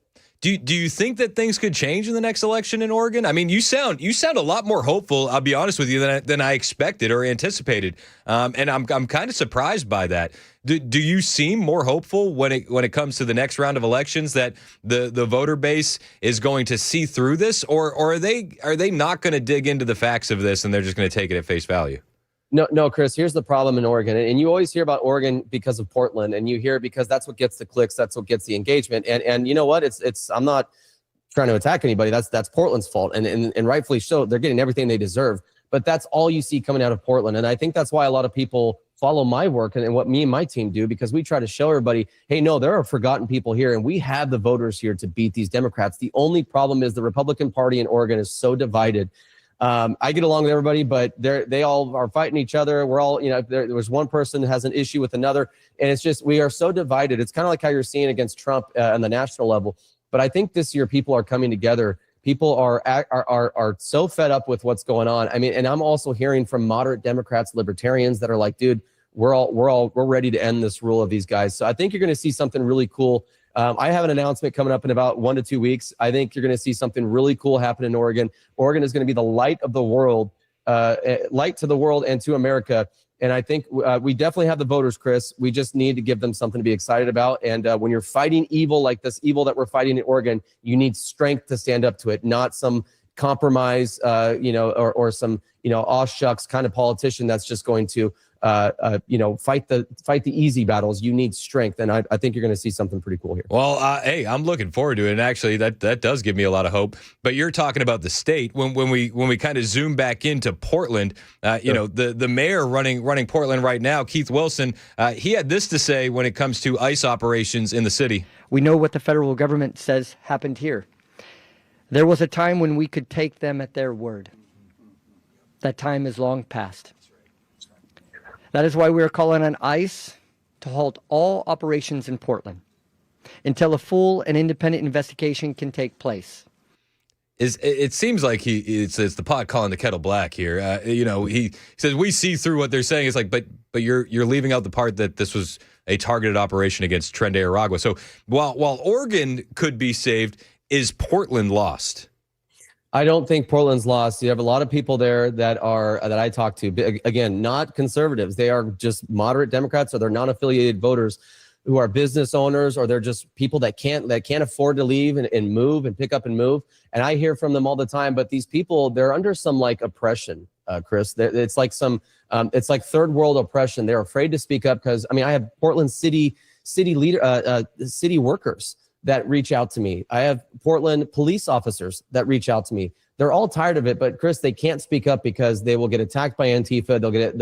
They'll lose their jobs. They'll get their reputation smeared. It's literally, I want to remind people, this is still the frickin' United States of America. We should not be fearful in speaking up and standing up for good. These evil people are cowards. And you know what? When you shine the light in a dark place, the dark flees, Chris. And I'll just say this. We just put out a video. I confronted Oregon Congresswoman Maxine Dexter a couple months ago. And I asked her, I said, you always talk about ICE and you always talk about President Trump and how they're terrorizing Oregon. Do you ever give them credit for getting Tren de Aragua people out? That video we just posted on my X. And I asked her, and she goes, oh, of course I do. So what's changed? What's changed? It just shows you these people don't stand for anything. They don't stand for anything, and people see through it.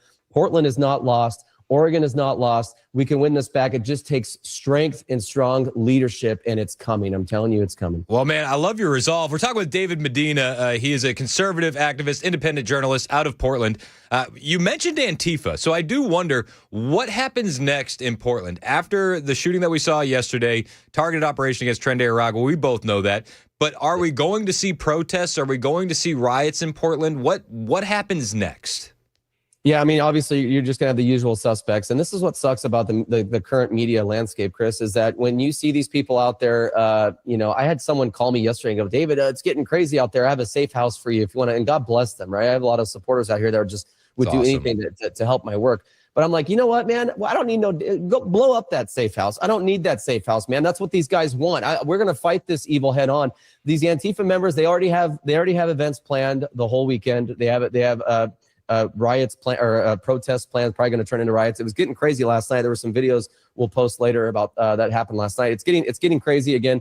And they're going to do their usual thing, right? And no matter what you tell them, we can go down there and tell them, hey, it was two gang members, illegal Tren de Aragua gang members. They won't care because those people don't stand for anything. But the thing that sucks about the media landscape is that that's all Fox News and all these places are going to show. And so it makes it look like that's what the majority of Portland and Oregon want. I'm telling you, we are tired. The majority of Oregonians are tired of these Antifa people. They're tired of them. They're sick of them. And I think they're going to let their voices be heard in November. Man, I love it. This is exactly why I wanted to get you on, because you have that inside perspective in Portland. We're talking with David Medina. He is a conservative in Portland, Oregon. He exposes the truth, host of the David Medina Show. How can we keep up with you and keep up with your reporting, David? Well, I appreciate you having me on, Chris. I think the last time we saw each other was America Fest backstage, and you were just so gracious and such a good host. You can follow me at David Medina PDX, at David Medina PDX across all social media. And then you can go to thedavidmedina.com to just check out my other stuff, what else I'm about, my story and everything. So I appreciate you having me on, man. It's good to hear from you. Yeah, I appreciate you coming on. It was short notice, and David was like, yeah, dude, let's get on. Let's do this. We're going to have you on a lot more, and I appreciate you taking some time out for us. Thank you, David.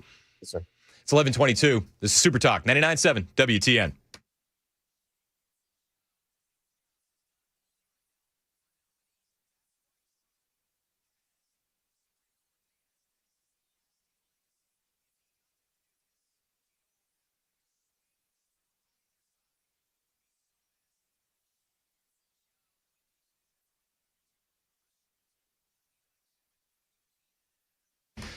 Hey, what's up? Chris Hand here for my friends at the Glock store. I've been talking about them for years. I love the guys down at the Glock store. They got everything Glock. It's in their name. You know that. But have you heard about the latest?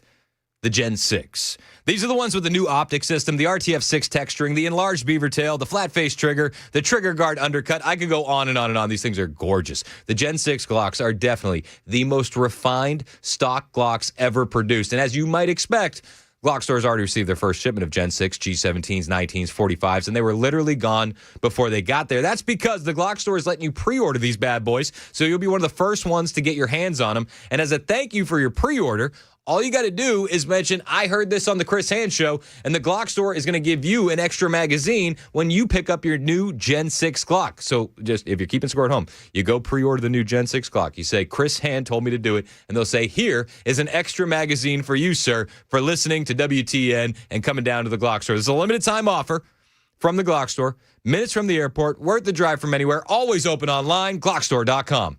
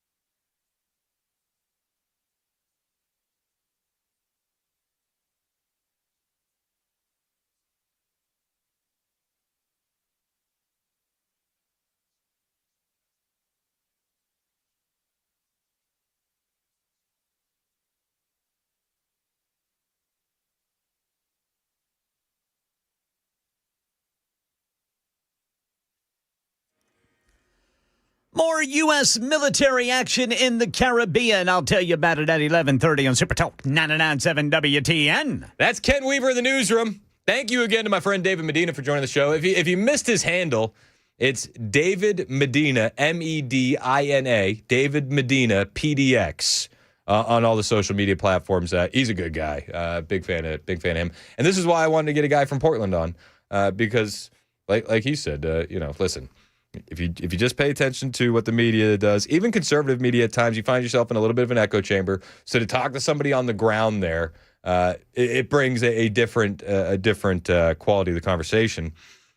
I'm a little bit more hopeful about Oregon than I was before. I'm not as hopeful as David. But I'm a little bit more hopeful than I was before. And it's good to know that we got conservatives like David Medina down there in Portland. We were talking about that. I've been talking about a lot of things today. I mean, I don't even know where to begin. The show has flown by. I can't believe that it's almost 11:30 already. We've been talking about what's going on in Minneapolis, the fallout from that. We played some of the highlights from J.D. Vance going scorched earth at the press conference yesterday, and we were talking about Portland. One thing I did forget though to bring up to David, which I should have, but I'm kind of kicking myself now. But I feel like I'll play for you guys. There are a couple of local officials there in Portland. One guy is an Oregon State senator, and he had a message for ICE, though it was hard to understand him because his accent is a bit thick. Let me say to this federal agencies and ICE,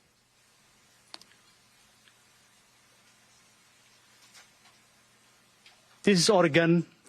We do not need you. You're not welcome. And you need to get the hell out of our community. Now, if you couldn't hear him over the thick Portland accent, he said, ICE, you're not welcome. You need to get the hell out of our community.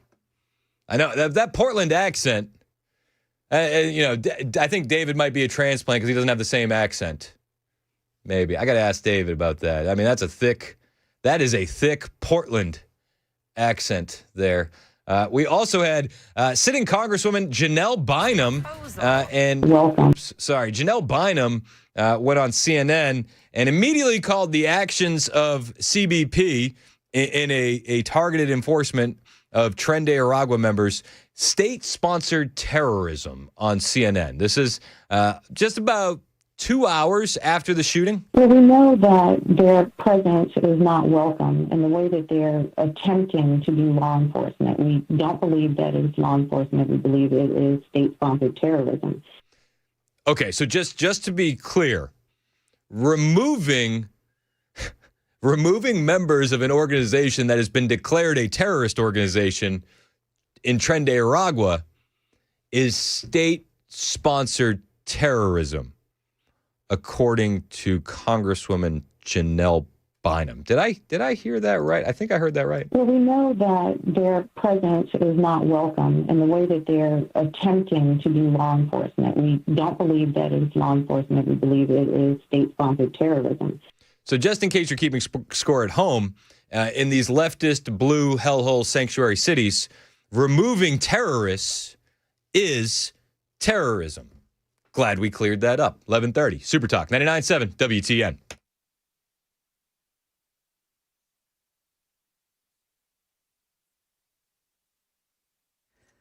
$11:30 on the dot. I'm Ken Weaver with your top stories. Just picked up an injury crash in Hermitage. Going to be Lebanon Pike and Andrew Jackson Parkway drivers. Got the full forecast in 5 minutes. Right now in Montgomery County, emergency crews working to recover a vehicle that plunged into the Cumberland River near the Lock B South boat ramp in Clarksville this morning.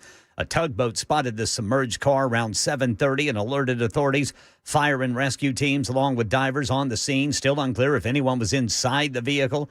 We have more U.S. military action against Venezuelan oil tankers in the Caribbean. This is now the fifth vessel that the United States has taken over, and this is the third in 3 days, which indicates that we are potentially on the verge of an uptick in these kinds of operations. What we have heard from Defense Secretary Pete Hegseth is that the United States is poised to do these kinds of operations anywhere in the world, and as we saw over in the last 2 days, that includes in the very North Atlantic, where that one Russian-flagged vessel was taken over by the United States in a joint U.S. military mission with the Coast Guard. So this one today was the Olena, the motor transport vessel, also under sanctions. President Trump says the U.S. is likely to be in control of Venezuela and its oil industry for well over a year. He made those comments to the New York Times, and today he has a sit-down at the White House with leading figures from the oil industry. Meanwhile, the mayor of Minneapolis, Jacob Fry, still railing against ICE for the deadly shooting Wednesday morning. Up until last night, we hadn't had any shootings in this city other than ICE. Our city is safe. Our city is welcoming. They are making it less so. Now the FBI is investigating, and the United States is coming off some of its weakest employment growth in decades. ABC's Jim Ryan says December capped off 2025 below economists' expectations. U.S. payrolls grew by a seasonally adjusted 50,000 last month compared to 56,000 in November. The latest Labor Department numbers do contain some bright spots, though. Unemployment slipped 0.2% to 4.4%. And for all of 2025, hourly earnings ticked up by 3.8%. That's the latest news. Weather's next. I'm Ken Weaver, WTN News.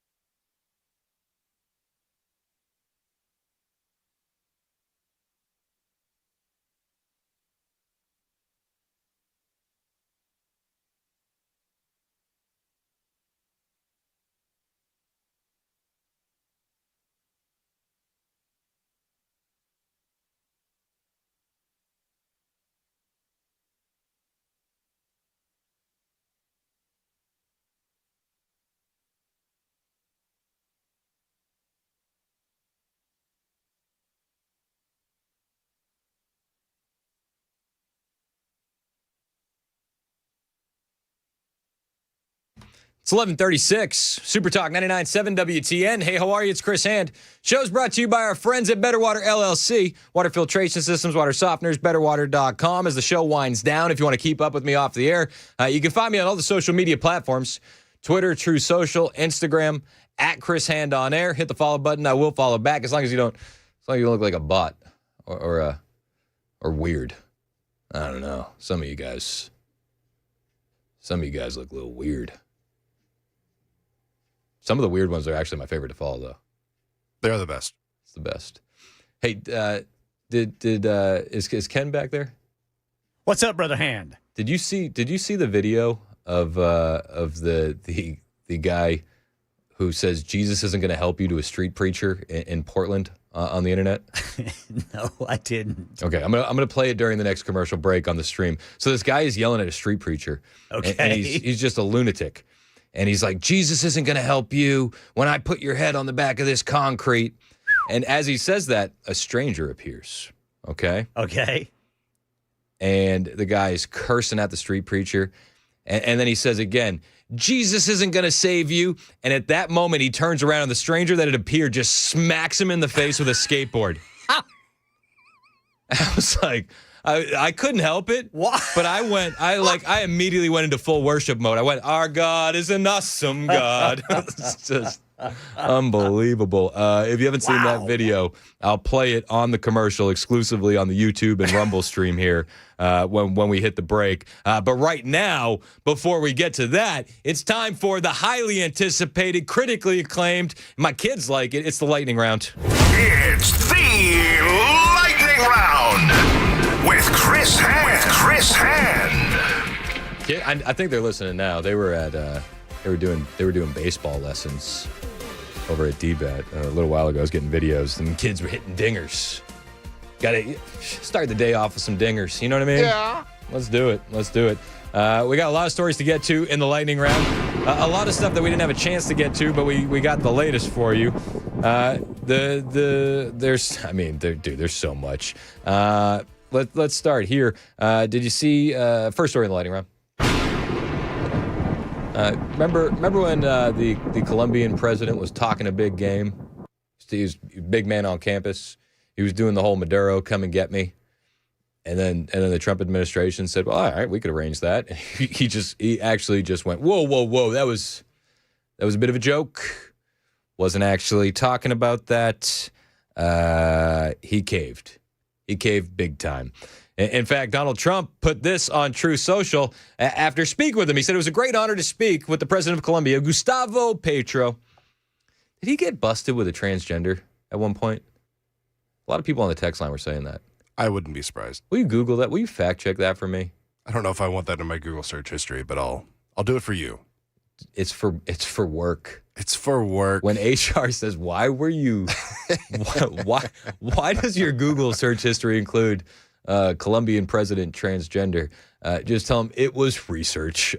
He said it was a great. This is President Trump on True Social. It was a great honor to speak with the president of Colombia, Gustavo Petro, who called to explain the situation of drugs and other disagreements that we have had. I appreciated his call and tone and look forward to meeting with him in the near future. Arrangements are being made between Secretary of State Marco Rubio and the Foreign Minister of Colombia. The meeting will take place in the White House in Washington, D.C. So we're going to get another visit. This time, Colombia's President Gustavo Petro. Will we get J.D. Vance knife hands? Those are my favorite kind of visits. Why don't you cut off the cocaine? Did you find the answer on that? I think you did. I'm looking. Hold on. That's what people are hearing. People are saying. I've heard it a couple times. I could be wrong. It could just be one of those internet rumors. But that's what people said. I'm Googling it as well. Gustavo Petro. Let's see. What's better, do you think, Google or X? Probably X. Yeah, it turns out Ollie London reported this. He's a decent enough source. He said Colombian President Gustavo Petro was caught cheating on his wife with a transgender man in 2024. Yeah. Do you think that comes up? Of a Yahoo. Oh yeah. Where do you hide a dead body? Second page of search results. Do you think J.D. Vance brings that up with knife hands during the meeting? Why don't you apologize to your wife? Terrible. It's terrible. All right, got another story for you here in the lightning round.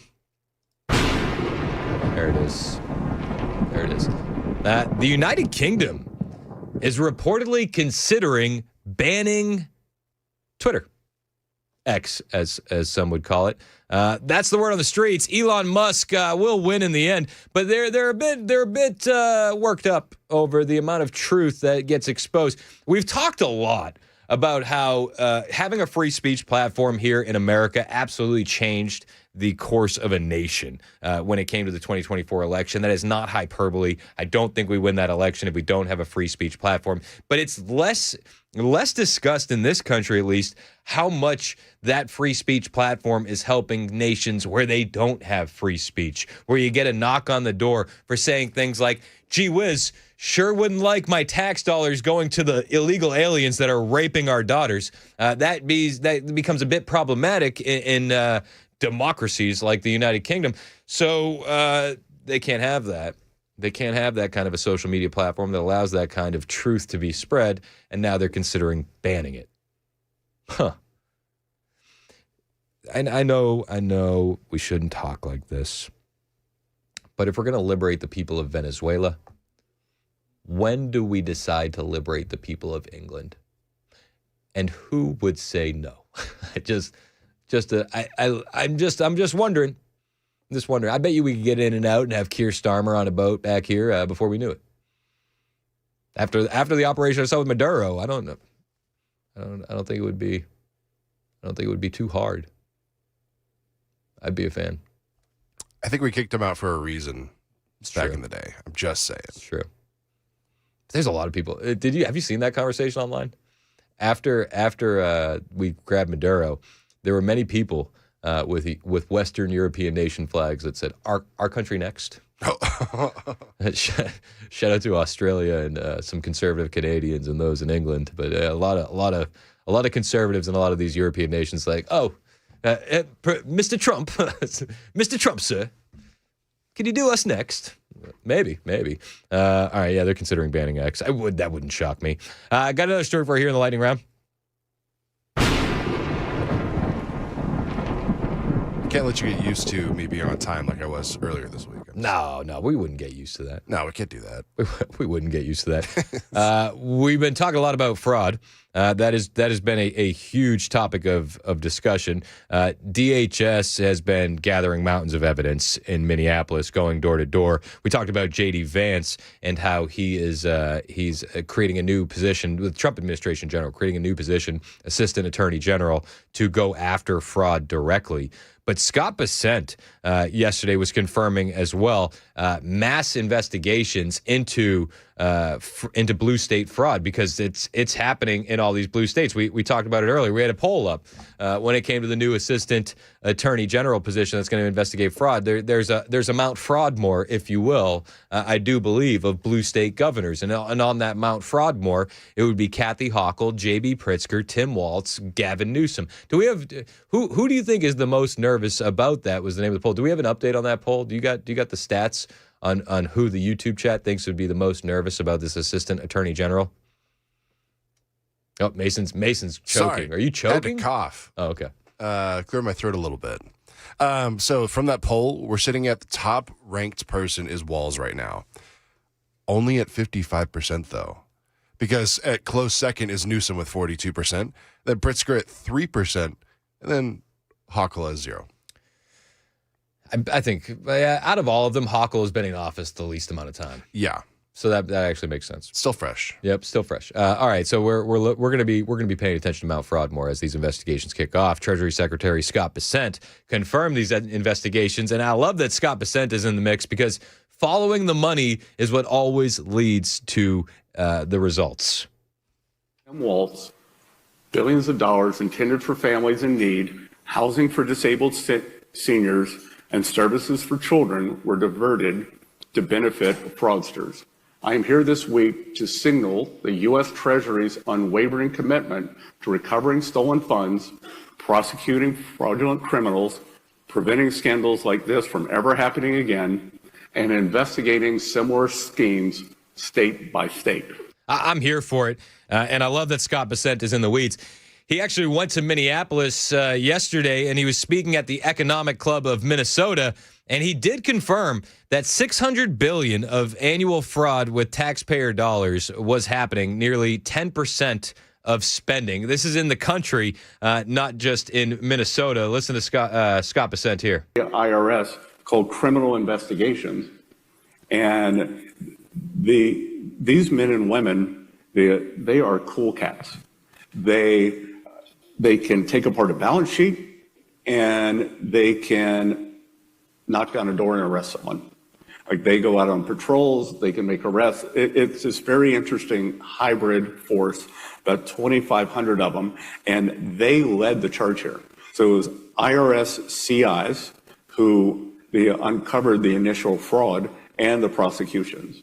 So it's with that group, with other groups at IRS, and with the powers of the Treasury to track where the money came from, where it's going. We saw this very unsettling news yesterday that many people involved here with the administration of these programs have tried to go back and they recreate documents, change documents, and we're not going to have that. We are going to hold people accountable. He's referencing the Minnesota Auditor's report on the behavioral health services, which we chronicled yesterday. We're going to press this to the full extent possible. And like I said, I think that this may just be, it's a cold day outside, so this could be the tip of the iceberg here in Minnesota. But it's probably may not be as prevalent, but the dollars may be bigger and larger in other states. And just to put this in perspective for American taxpayers, for American families, the GAO, the General Accounting Office, believes that there is somewhere between $300 and $600 billion of annual fraud, roughly 10% of government spending, that disappears due to fraud. If we can just wrap your head around that for a second. $600 billion of fraud a year in our country, while we're $38 trillion in debt.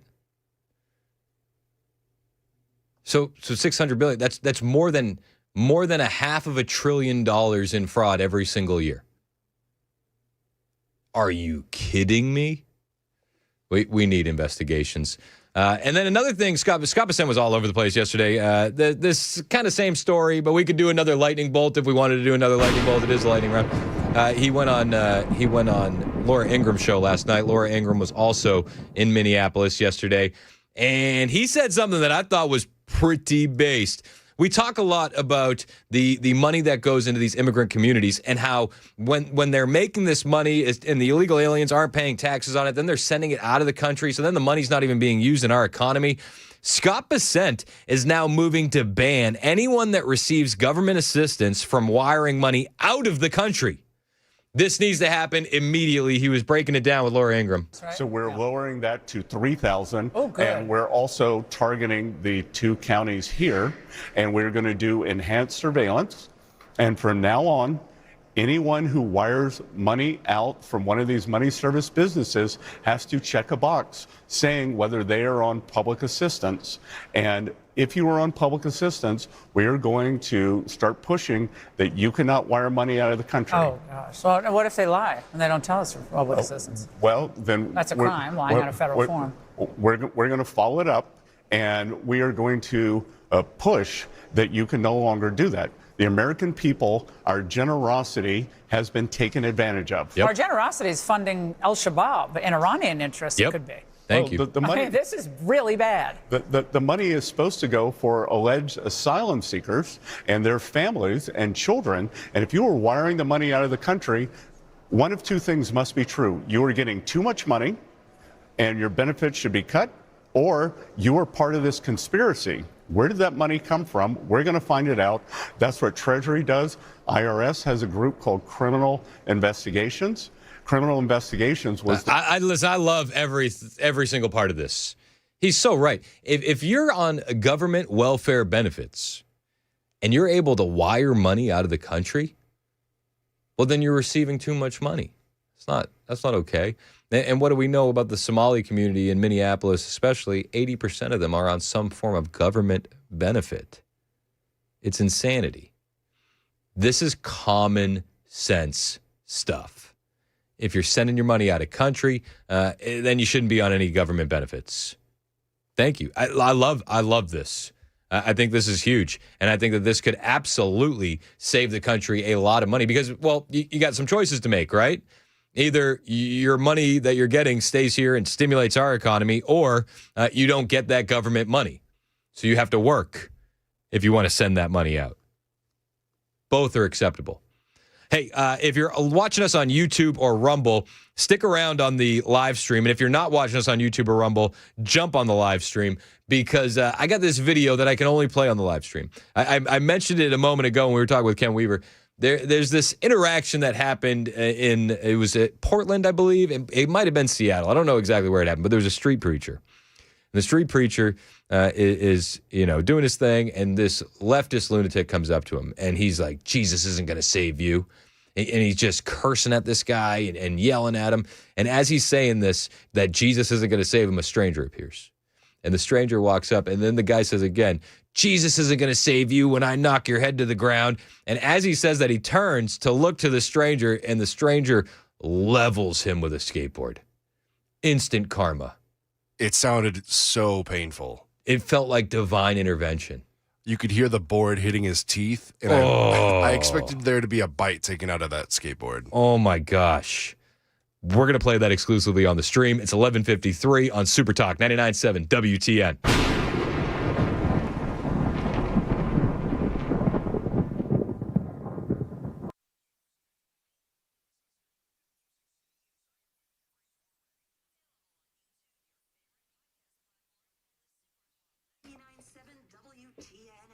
Hey, what's up? It's Chris Hand here from my friends at USS, United Structural Systems. These guys are waterproofing experts. And if you got waterproofing issues, you know about it today because the rain has been intense. That water getting into your crawl space, getting into your basement, it might dry up on its own when the rain stops. But when the rain comes back, so does the problem. And if you keep letting that water get into your crawl space and into your basement, it's going to lead to some nasty stuff. You're going to get mold. You don't want your family breathing that in. It could lead to wood rot, which then is going to lead to foundation issues. Stop kicking the can down the road. Call the guys that have been doing this work, keeping Tennessee homes dry, stable, and secure since 1994. Over 30 years of experience. Call USS today. They're not going to send a sales guy. They're going to send an expert. When they leave, the job is going to be done. You're going to be satisfied. You won't spend a dime until the work is done, and they'll leave you with a transferable warranty. That's how confident they are in the work they do. Even if you leave the home, the warranty can stay. Don't wait another moment. Call USS today for all your waterproofing needs. 615-488-7855, 615-488-7855, or find them online, USSTN.com.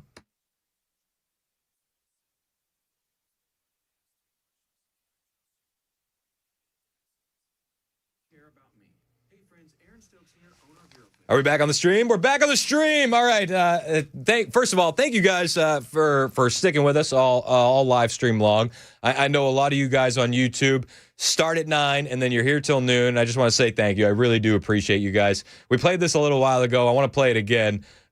This guy was cursing at a street preacher in Portland or Seattle. I'm not exactly sure which one. But it just felt like divine intervention to me because he's screaming and cursing at this guy that Jesus won't help him. And, well, before I spoil any more, I'll play the video and let you guys see this in real time. Christ, I pray for him. I don't understand what he's going through right now, Jesus Christ, but I call his name. I ask Jesus Christ for him to relax. I rebuke all demons and the devil. Is not going to help you. I rebuke the devil.